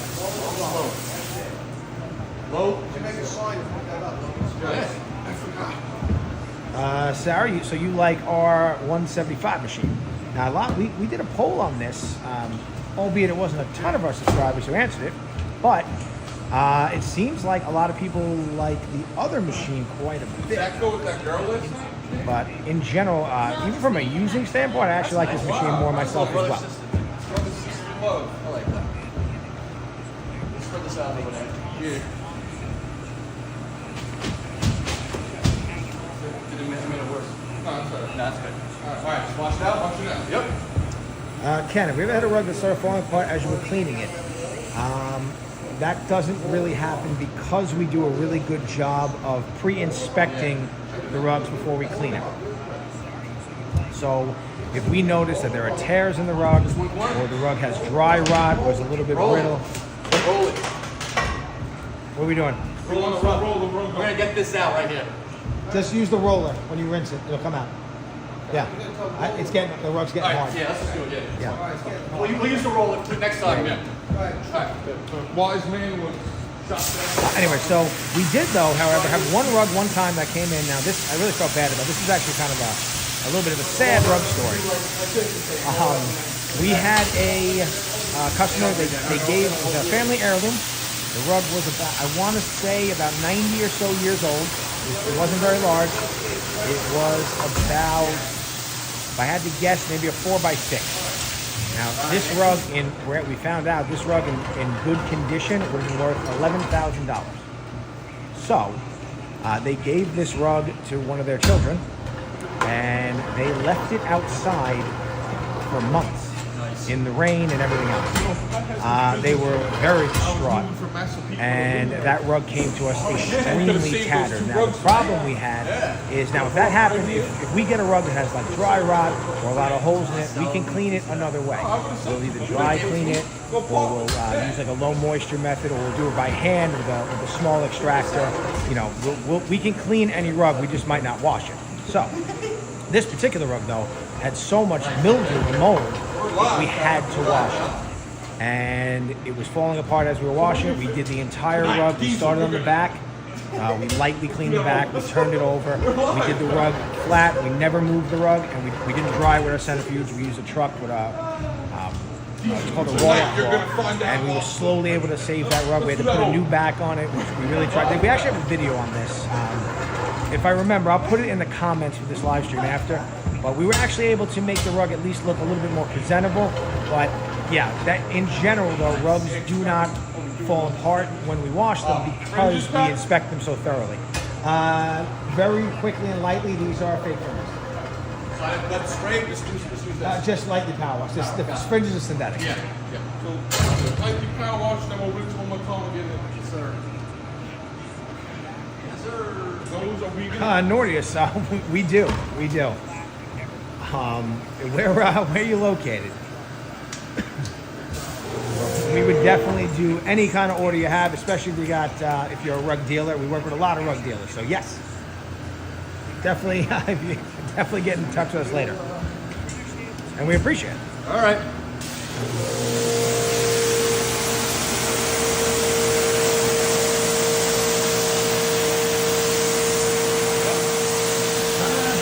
River Experience EPA Karens. Everything we're doing is very compliant with everything. We don't use any high pH chemistry. We follow all the local ordinances and everything like that.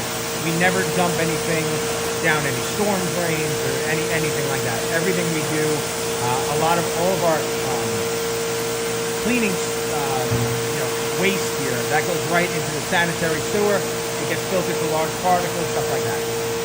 I apologize, a little loud when we run our power washer. Now we do utilize a power washer here, although I tell customers to never use a power washer, especially on anything but a synthetic rug. Even on synthetic rugs, we never use it on the face of the rug, but we do utilize it to clean fringes that can handle it.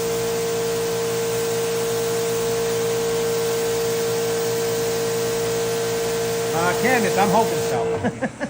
I'm definitely hoping so.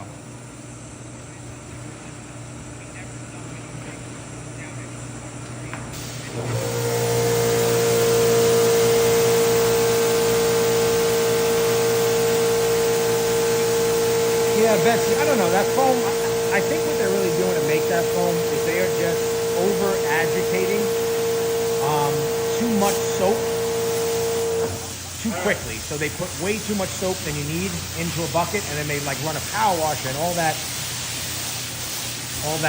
water movement so quickly and so rapidly just causes a ton of foam. It's really a waste of cleaning chemical and kind of a waste of time, honestly. All that jazz.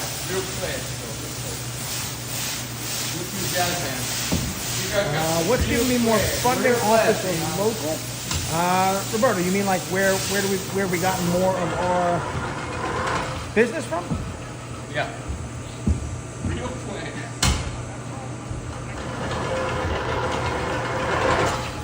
I'm sorry, guys. We got a lot of people watching today, and a lot of questions. I'm just trying to get to as many as I can. Use that beautiful voice of yours. I am not married. No, I am married. Candace, you like the CRB? See, you're a CRBer. It don't matter. She knows. She knows what's up.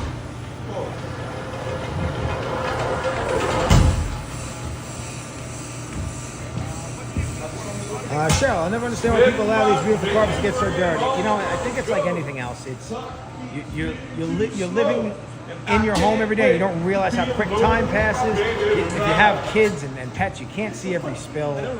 You definitely don't see every accident, especially if you have areas in your home. This rug might be in a dining room that you never really go in, or you have like a kitchen that has another table so nobody's ever in here, but you have no idea what the dog is doing. Or your kids can make a mess. Every rug we clean on our channel, you're just going to see it. They're lived on, Oh, that's why. He made a song like, it was his own song because he was like, from Nashville. Yeah. That's what it was. Okay. Do this.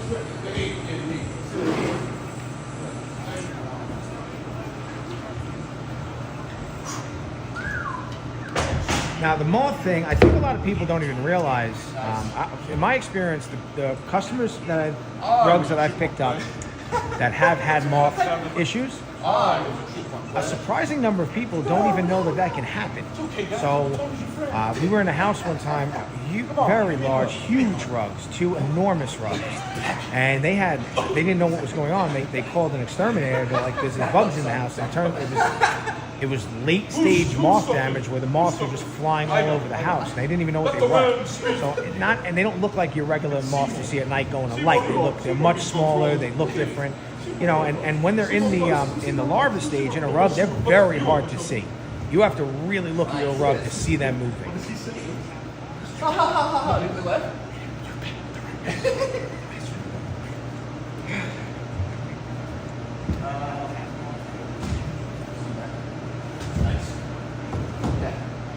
All right, so we're gonna get this one into the centrifuge, and then we're gonna go back to these two here. Guys, just turn that a little bit. Yeah, turn it as you go in, please. Just turn that over a I little need to bit. sit down for 1 second here. Lightning. All right, we're good. Sorry, Joe. It's all right, brother. I gotta wash the clothes anyway. I don't think you need to squeeze yet. I think we go right in. We go right in. Right in. Yeah. Did anybody tell you the numbers for that? I heard the senior come out with a number. My brother texted me said there's 1,300 people watching. Yeah, we're over 2,000. Now, guys, I don't know what's going on. We thank you all very much for watching. This is the most people we've ever had watch a live stream on our channel. And thank you all really very, very much for participating in our Q&A AMA style video here today. If you're just tuning in, I do see a ton of people jumping in and out all day. Yeah, guys, hold on 1 second. Just you can open it. You can open it. Let Mike come here really quick. But so we basically, if you're new to our channel, I'm going to guess a lot of people watching today are new to our channel. We are coming at you live from New York. We are on Long Island. It is a beautiful sunny day here in Farmingdale, New York. And that is slowly. There you go. That is slowly. Yeah. Is that the Sesame Street theme song? Yeah, that's what I did. Sunny days in Farmingdale. Sunny days at Farmingdale ATC. All right, let's get it started. Bring someone up. Yep, let's go. Hold on 1 second. Let me clean this up here. Joe DePalma, what's going on? Let's start it up. Now, I saw the number before, and I think we're up to, anyway, so a lot of people watching, we really appreciate it.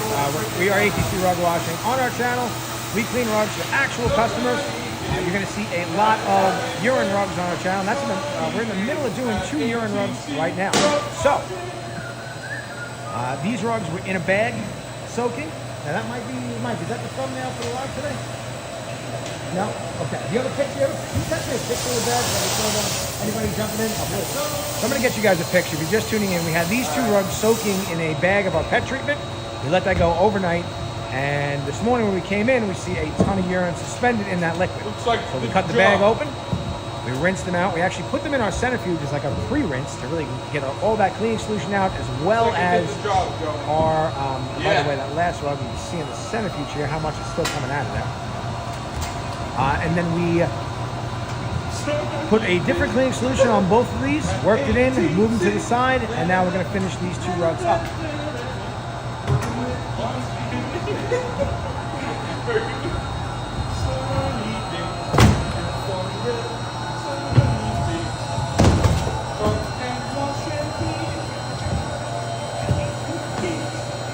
All right, again, yes, I know. Now, we've been getting a lot of, we hit the algorithm right today, I guess. I mean, we've been getting a lot of people watching, and we've been consistent. We usually get about 600-700 people watching at once, and we, somewhere about like in 3 hours, 80,000-90,000 views now. My social media coordinator over here just mentioned that we are well past 400,000 views today, which is mind-boggling to me. And again, we thank you all very much, very, very much for watching.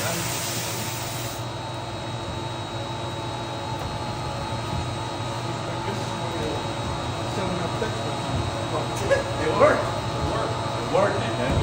Telling people it worked. It worked. I'm gonna do one more spray. That's a little juicy juice.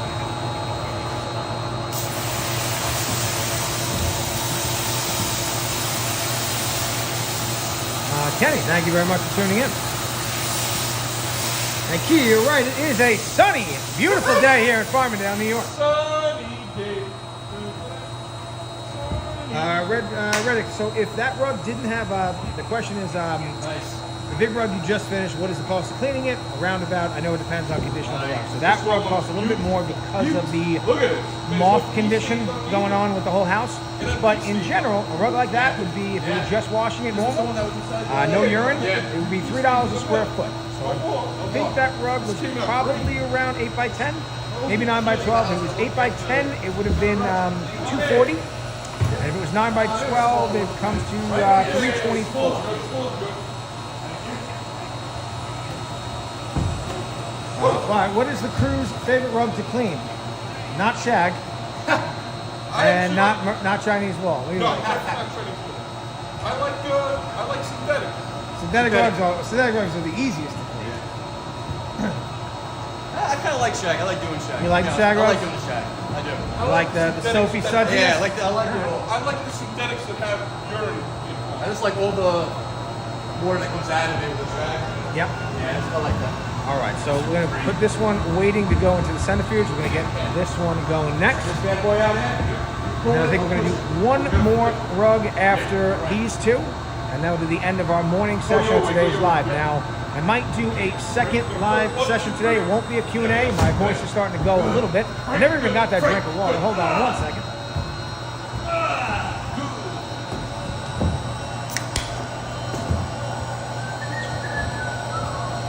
Pat's having a Steve was. Steve wants it. All right.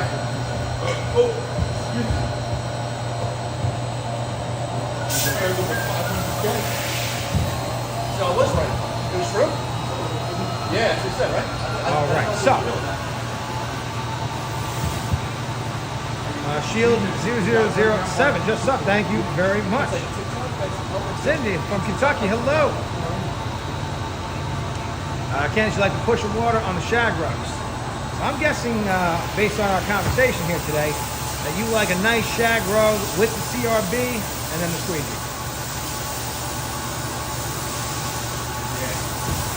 Flanger works. How do we dry the carpet? So you're actually, that's going on in the background right now. This is a rug centrifuge here. And you know what, in a minute when we put this one in there, I'll explain how that works.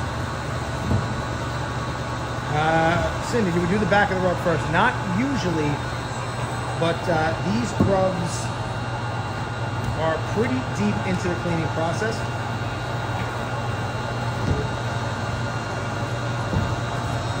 All right, so the rugs that you're seeing right now, if you're just tuning in, we had them soaking overnight in a cleaning solution that breaks up urine, and all that yellow you're seeing is the urine suspended in that pet treatment. Now, from there, we cut the bag open, rinsed all that out, put these rugs into the centrifuge, took them back out, started cleaning them with a different pet treatment, and then rolled them off the side to kind of work. So when we did that process, we did it to the front, turned the rug over, did it to the back, and then rolled it up. Once that's sufficiently dwelled, and they've been sitting there for about 20-30 minutes, we're just rinsing them out now, see if there's any other stains we got to get rid of, and then they're going to go in a centrifuge to get rinsed again and then dried. So typically though, when we clean rugs, we start on the front, keep our cleaning solution on the front, turn the rug over, do the back, and we keep the cleaning solution on the front because we want the gravity of the rug being upside down and the cleaning solution, the surfactant in the cleaning solution to pull that dirt using the force of gravity to the bottom of the washboard. And then when we have rugs upside down, you'll often see us while we're rinsing, we put water under the rug and all that loose dirt just kind of flies out of it.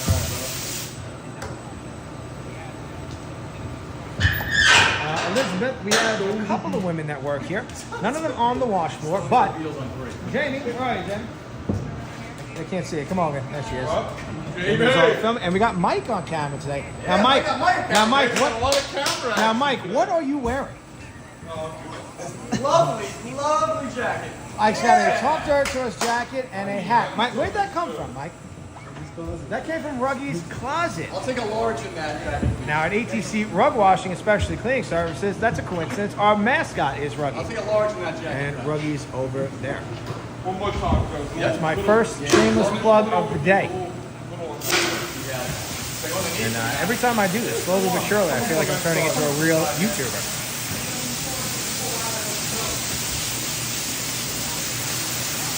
Yeah, you can see it.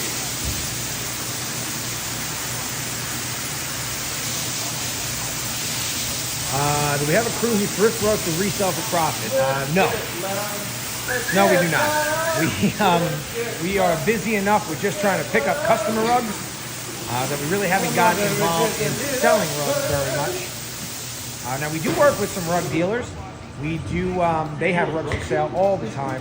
We have talked about with them trying to showcase some of their favorite rugs that they have for sale that maybe our customers might need. But that's probably a good winter project for us to figure out.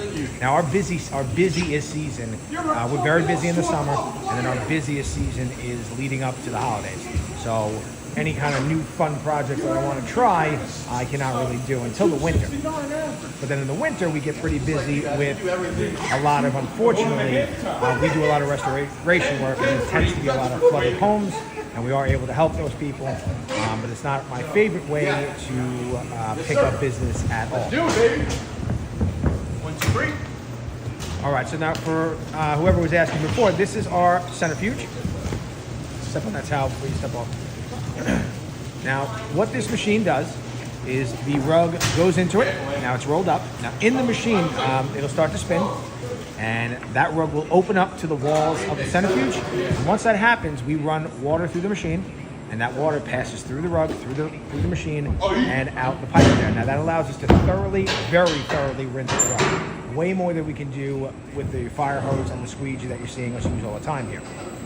Once the rug is sufficiently rinsed, we shut it off, and we shut the water off, and we let that machine spin and get the rugs very dry. Now, in 3 minutes, that rug that you're seeing in that machine right now will get about 95% dry.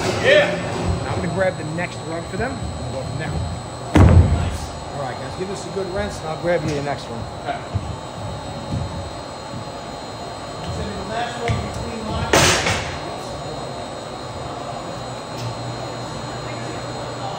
Yeah, no, it's all good.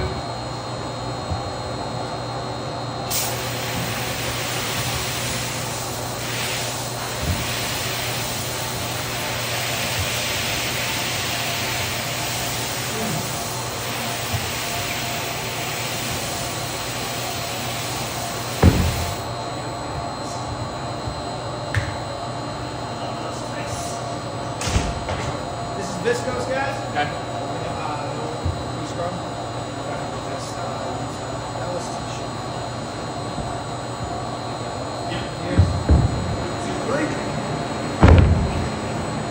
Perfect.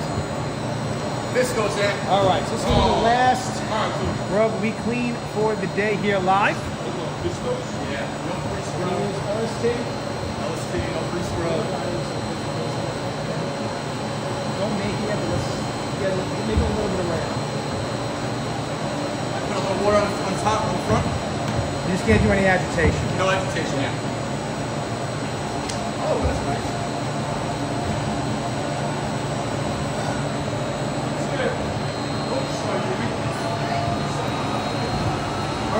Look at that.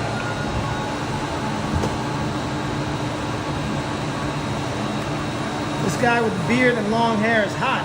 Just saying. Who is that, John? No, it's Angel Stark. Miss What's Birdie. it? Dude, I got called the fat boy today. My brother just sent me. It's from Germany. He said, "Who's the fat boy?" Thanks, man. That's not nice. It's not nice. Kenneth, you're really good. You get patient, stay consistent. Well, thank you Same very guy in much. Germany. It's got to be something else.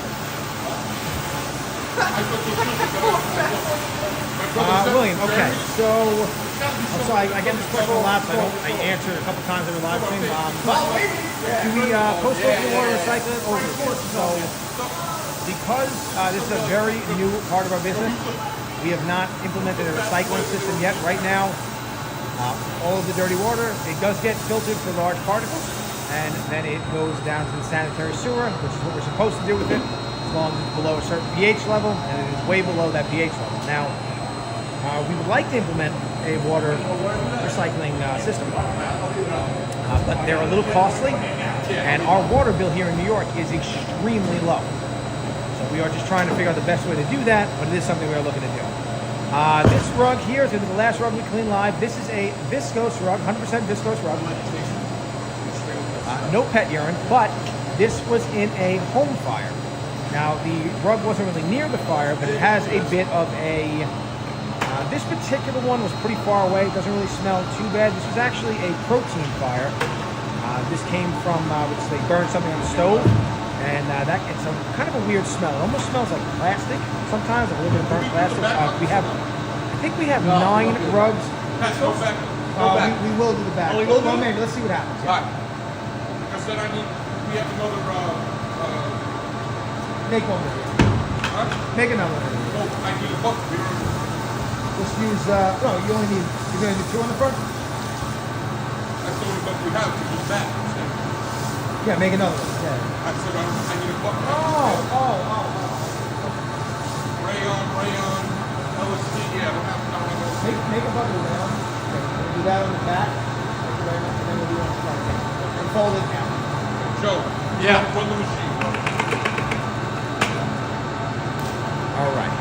Right. On the machine? Yeah. Now, this is a Viscose rug.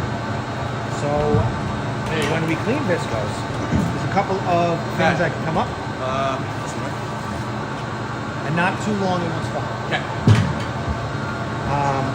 If you wet Viscose, like let's say you try to clean a spot in your home and you wet Viscose, you will probably ruin that rug. Now, Viscose is a plant material, very similar to, I tell people it's a cross between paper and cotton. So, if you wet it lightly, imagine you took a piece of paper and you wet it and you crumped it up and left it on the counter. The next morning, it would be probably a brownish kind of color. That can happen to these rugs if you don't dry them quickly.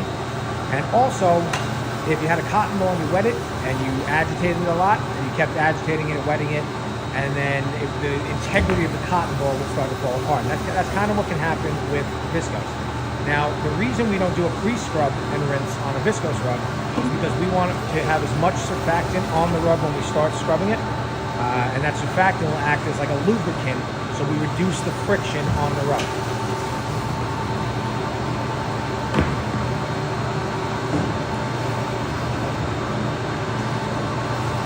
Now, the rug can be wet for as long as we want it to be wet, but if it dries too slowly, it will turn brown. That's what will happen if you try to spot clean pretty much all the time.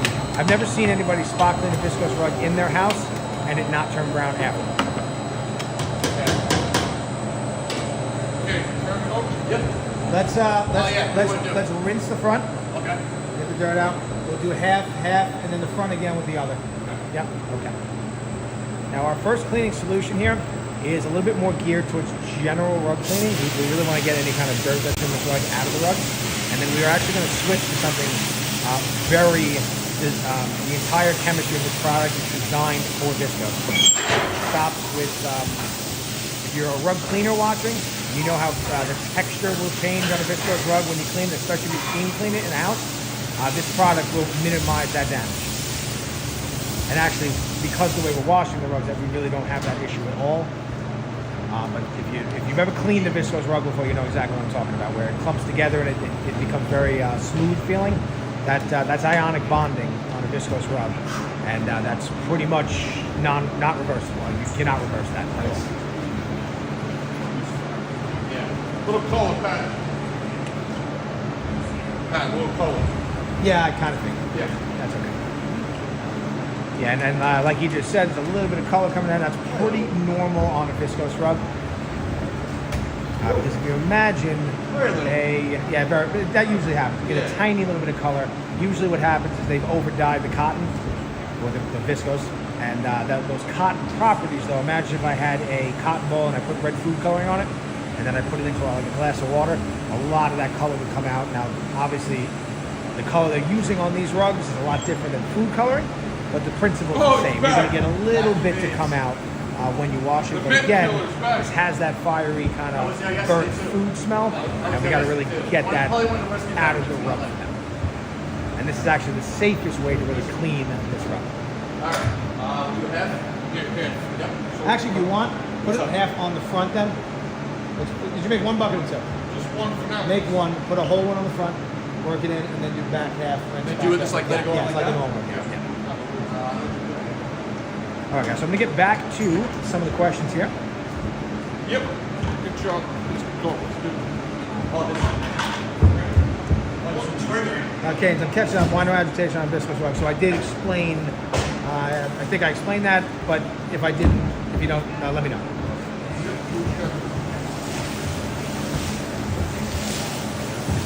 And let's just keep this on there a little bit. Yeah. Yep. You see it going down yet. Spread it out. You gotta make it look. Spread it out. I got it. Oh boy, Joe, they're getting a little crazy for you right now. Oh, boy, good. They're getting a little crazy What for are you they right saying now. now? Tell me to spray my carpet for free. Oh, wait, what? What's the name Oh of man, this is a family channel. Everybody, relax. this? Who's this from, though? Joe wants to know the name. No, I don't want to know. I do. I want to know Joe's name. Is he single? Yes, he is, ladies. am. Yes, he is. Yes, he is. Yes, I am. And he's ready to mingle. Single and ready to mingle. Where's the cup?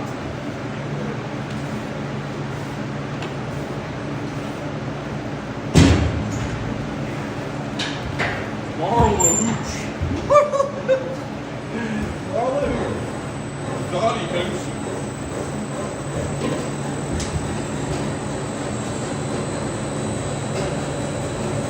What a lead.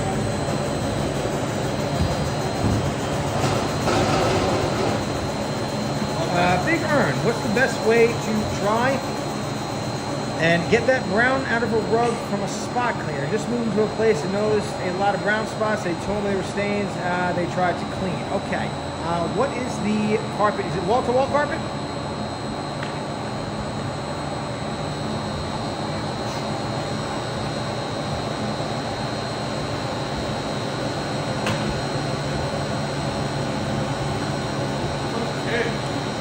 Typically what happens with wall-to-wall carpet, if you have a lot of stains and you clean them, even a company like us, we come to clean them, you can have the carpet can wick. What that means is you wet the carpet, so you're cleaning the carpet, it says a stain here, we clean the whole carpet, and now that the area is wet, it looks really clean. That moisture, if there's a lot of stain left deep in the rug or the wall-to-wall carpet especially, as it evaporates, it takes that dirt with it, and you get another stain.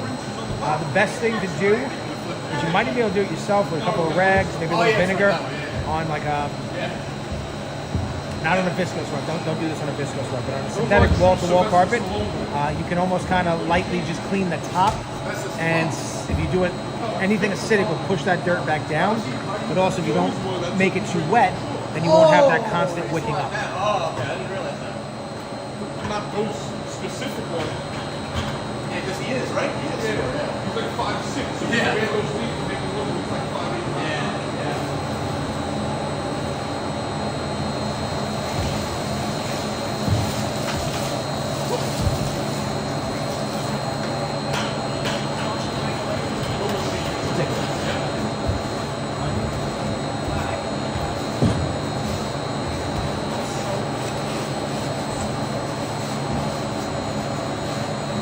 Are we gonna rinse this out or just leave it? You write the rayon, you just leave on it, right? You can, yeah, you can rinse it. Yeah, it's on the front, right? Yeah. So yeah, rinse out the back. And then, what would take a Dawn soap stain out of a living room shaggy carpet? So, living room shaggy carpet. If the back of the carpet has any canvas on the back, you have a tufted rug. What might have happened is the glue in the tufted rug may have came up through the rug. That's a little harder to remove, but in general, if you really have like a Dawn, kind of really just from the soap, your best bet is to maybe lightly mist it with spray bottle and water, and use either like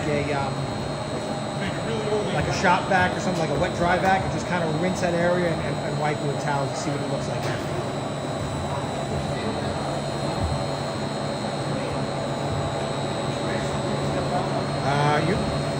Unique Lovin'.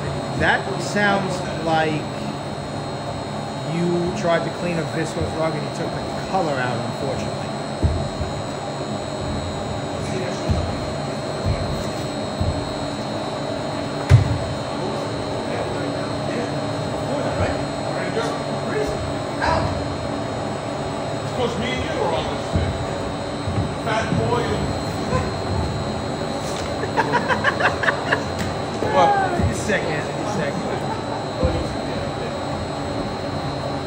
Again, guys, we're ATC Rug Washing, especially cleaning services. We're coming at you live.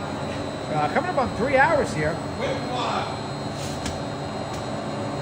from New York. We are on Long Island. It is a beautiful, sunny day in Farmingdale, New York. And we got an entire crew of people here just kind of hanging out.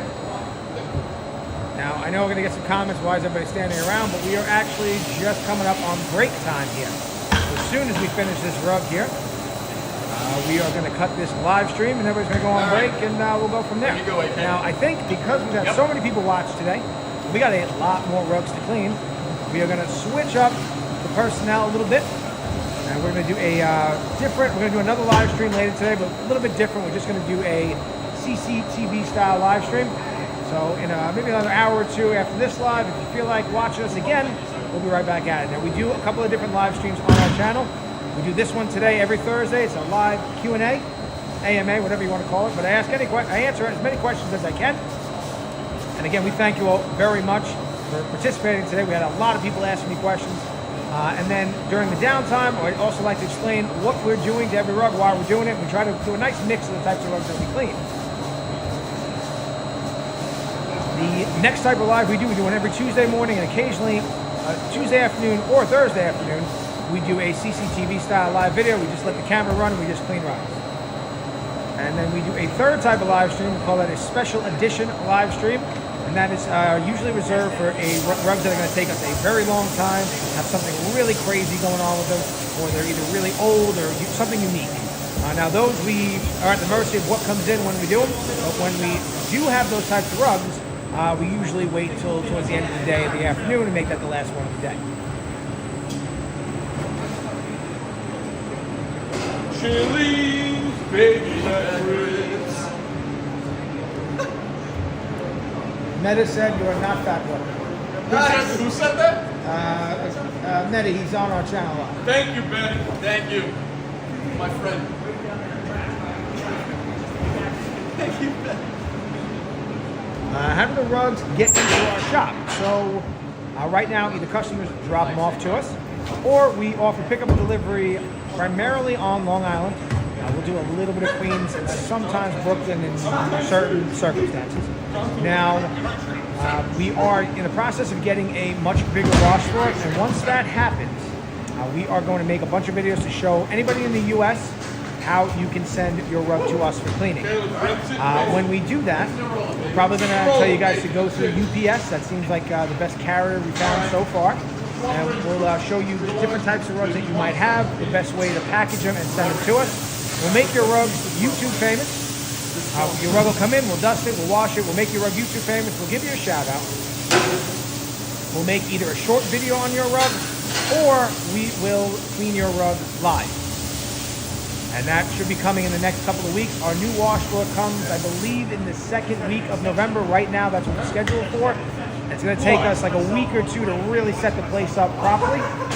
But once everything's going with that, you'll definitely be able to send your rug to cleaning. Now, in the interim, I get a lot of dreams like that. if you go to our website, if you go to our channel, and you click around the clock, but just go into our channel, our website's right there. If you send us if you fill out the order form, you give us a call, and you want to send your rug right now, I can explain over the phone the best way I think for you to do that, and you can send your rug to us for cleaning now. Okay, you should go with the, 8? 8. Yes, okay. Scott Wood, a 5x7 typically would run somewhere around like $100, maybe $80, maybe $140. It really depends on the kind of rug you have, what's going on with it. But if you bring it to us, it might even be like $70, depending on what it is.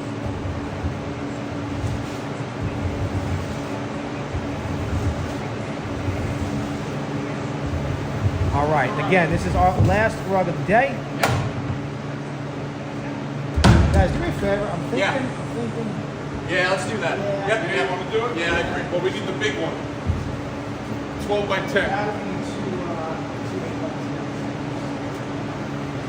That's 8 by 14.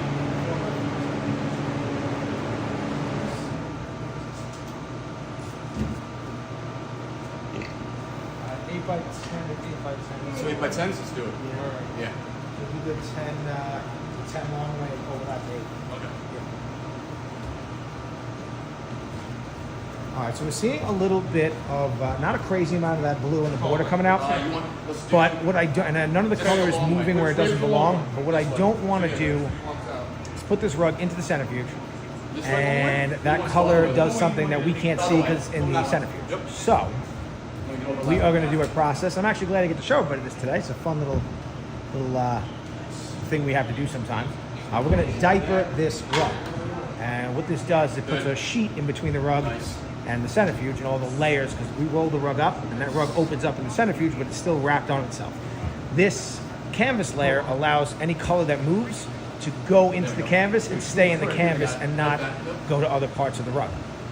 This one's gonna have to be. Get some special white.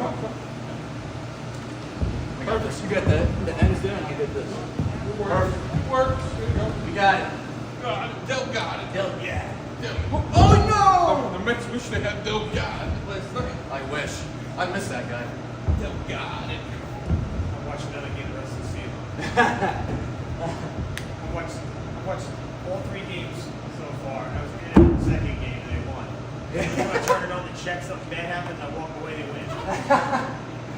And they usually use this time as a way to, usually the last rug we clean for the day, I show everybody how the centrifuge works. So we're going to watch them roll this one up. And then I'm going to move down over there and show you guys what's going on with the actual inside of the centrifuge.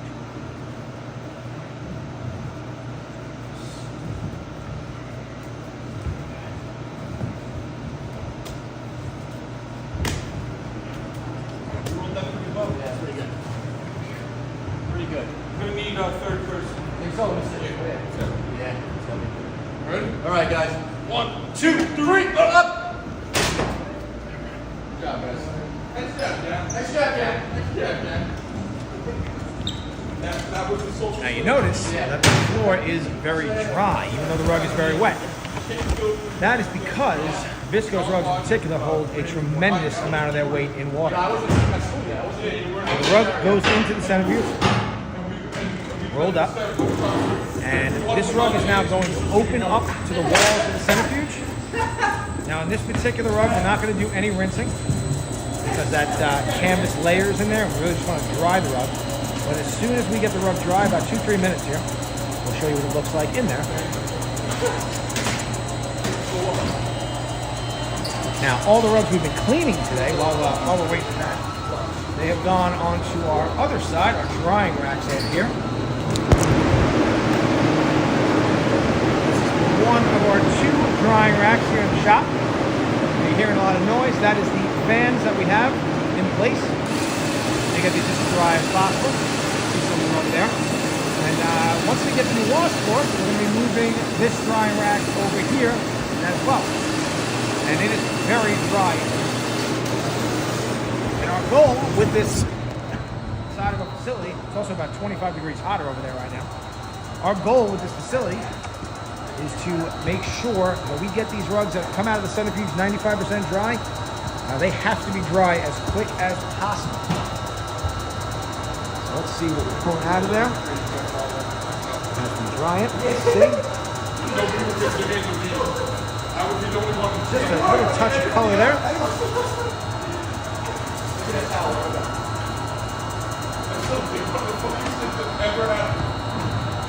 Sorry about that. Okay. So now you're going to see, again, just spinning the rug to dry it. And once that water level that you see there just starts to really just trickle out, we will take the rug out, take a look at it, and end today's live stream. And again, we are ATC Rug Washing Special Cleaning Services. Now today, you have watched primarily Joe and Anthony over here. Joe? Hey! Hello. This is Jason. This is Juan. You saw a little bit of my father, Pat Sr.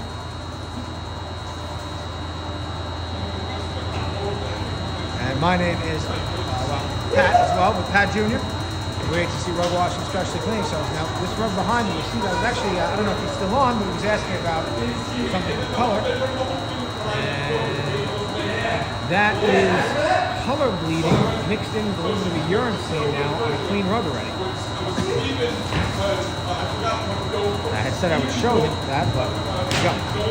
Anyway, we are ATC Rug Washing, Specialty Cleaning Services. We've been live from New York on Long Island. It's been a beautiful sunny day in Farmingdale, New York. Say goodbye, Dad. There he is. And Jay, I think we're good on this one. Huh? All right, so I'm going to stop the machine, take it out. And I'll answer any more questions I see here quickly. Let's see.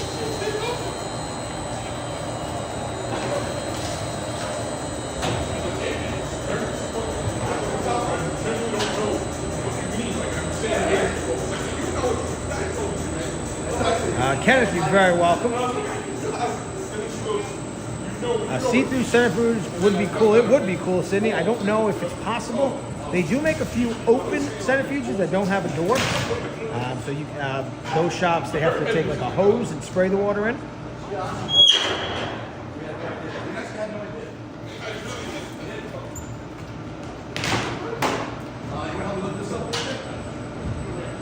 All right, so let's show them. Now the rug is rolled up. We're running it in reverse. It actually rolls the rug back up.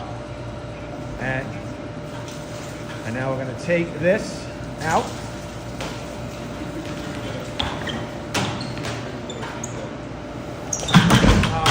So close.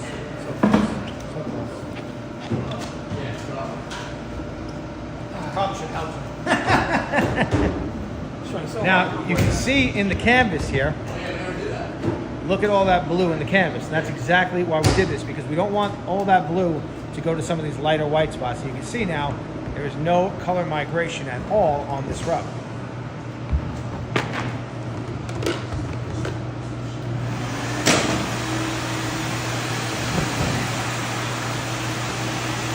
And again, thank you all very much for watching. You guys have been great. We had a ton of people on today's live answering questions. Shut that off. Jesus. Shut that pump. Shut that pump.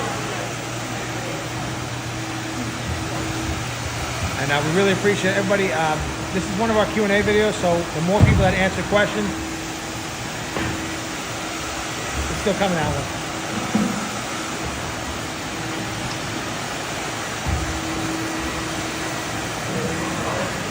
Again, look at all that color. Anyway, sorry, I got a little distracted. So, we are ATC Rug Washing coming in live. Again, we said our goodbyes already. Thank you again, guys. We really appreciate you all watching. We had a lot of people answering today's question. If you liked our channel, please like and subscribe. We do these videos a couple times a week. And we will see you guys all in the next one. We are going to go live again today, probably in like another 2 hours or so. We'll do a CCTV style live. And again, you all, anybody else who can't tune in again later, you guys have a fantastic day. And say goodbye, Ruggie.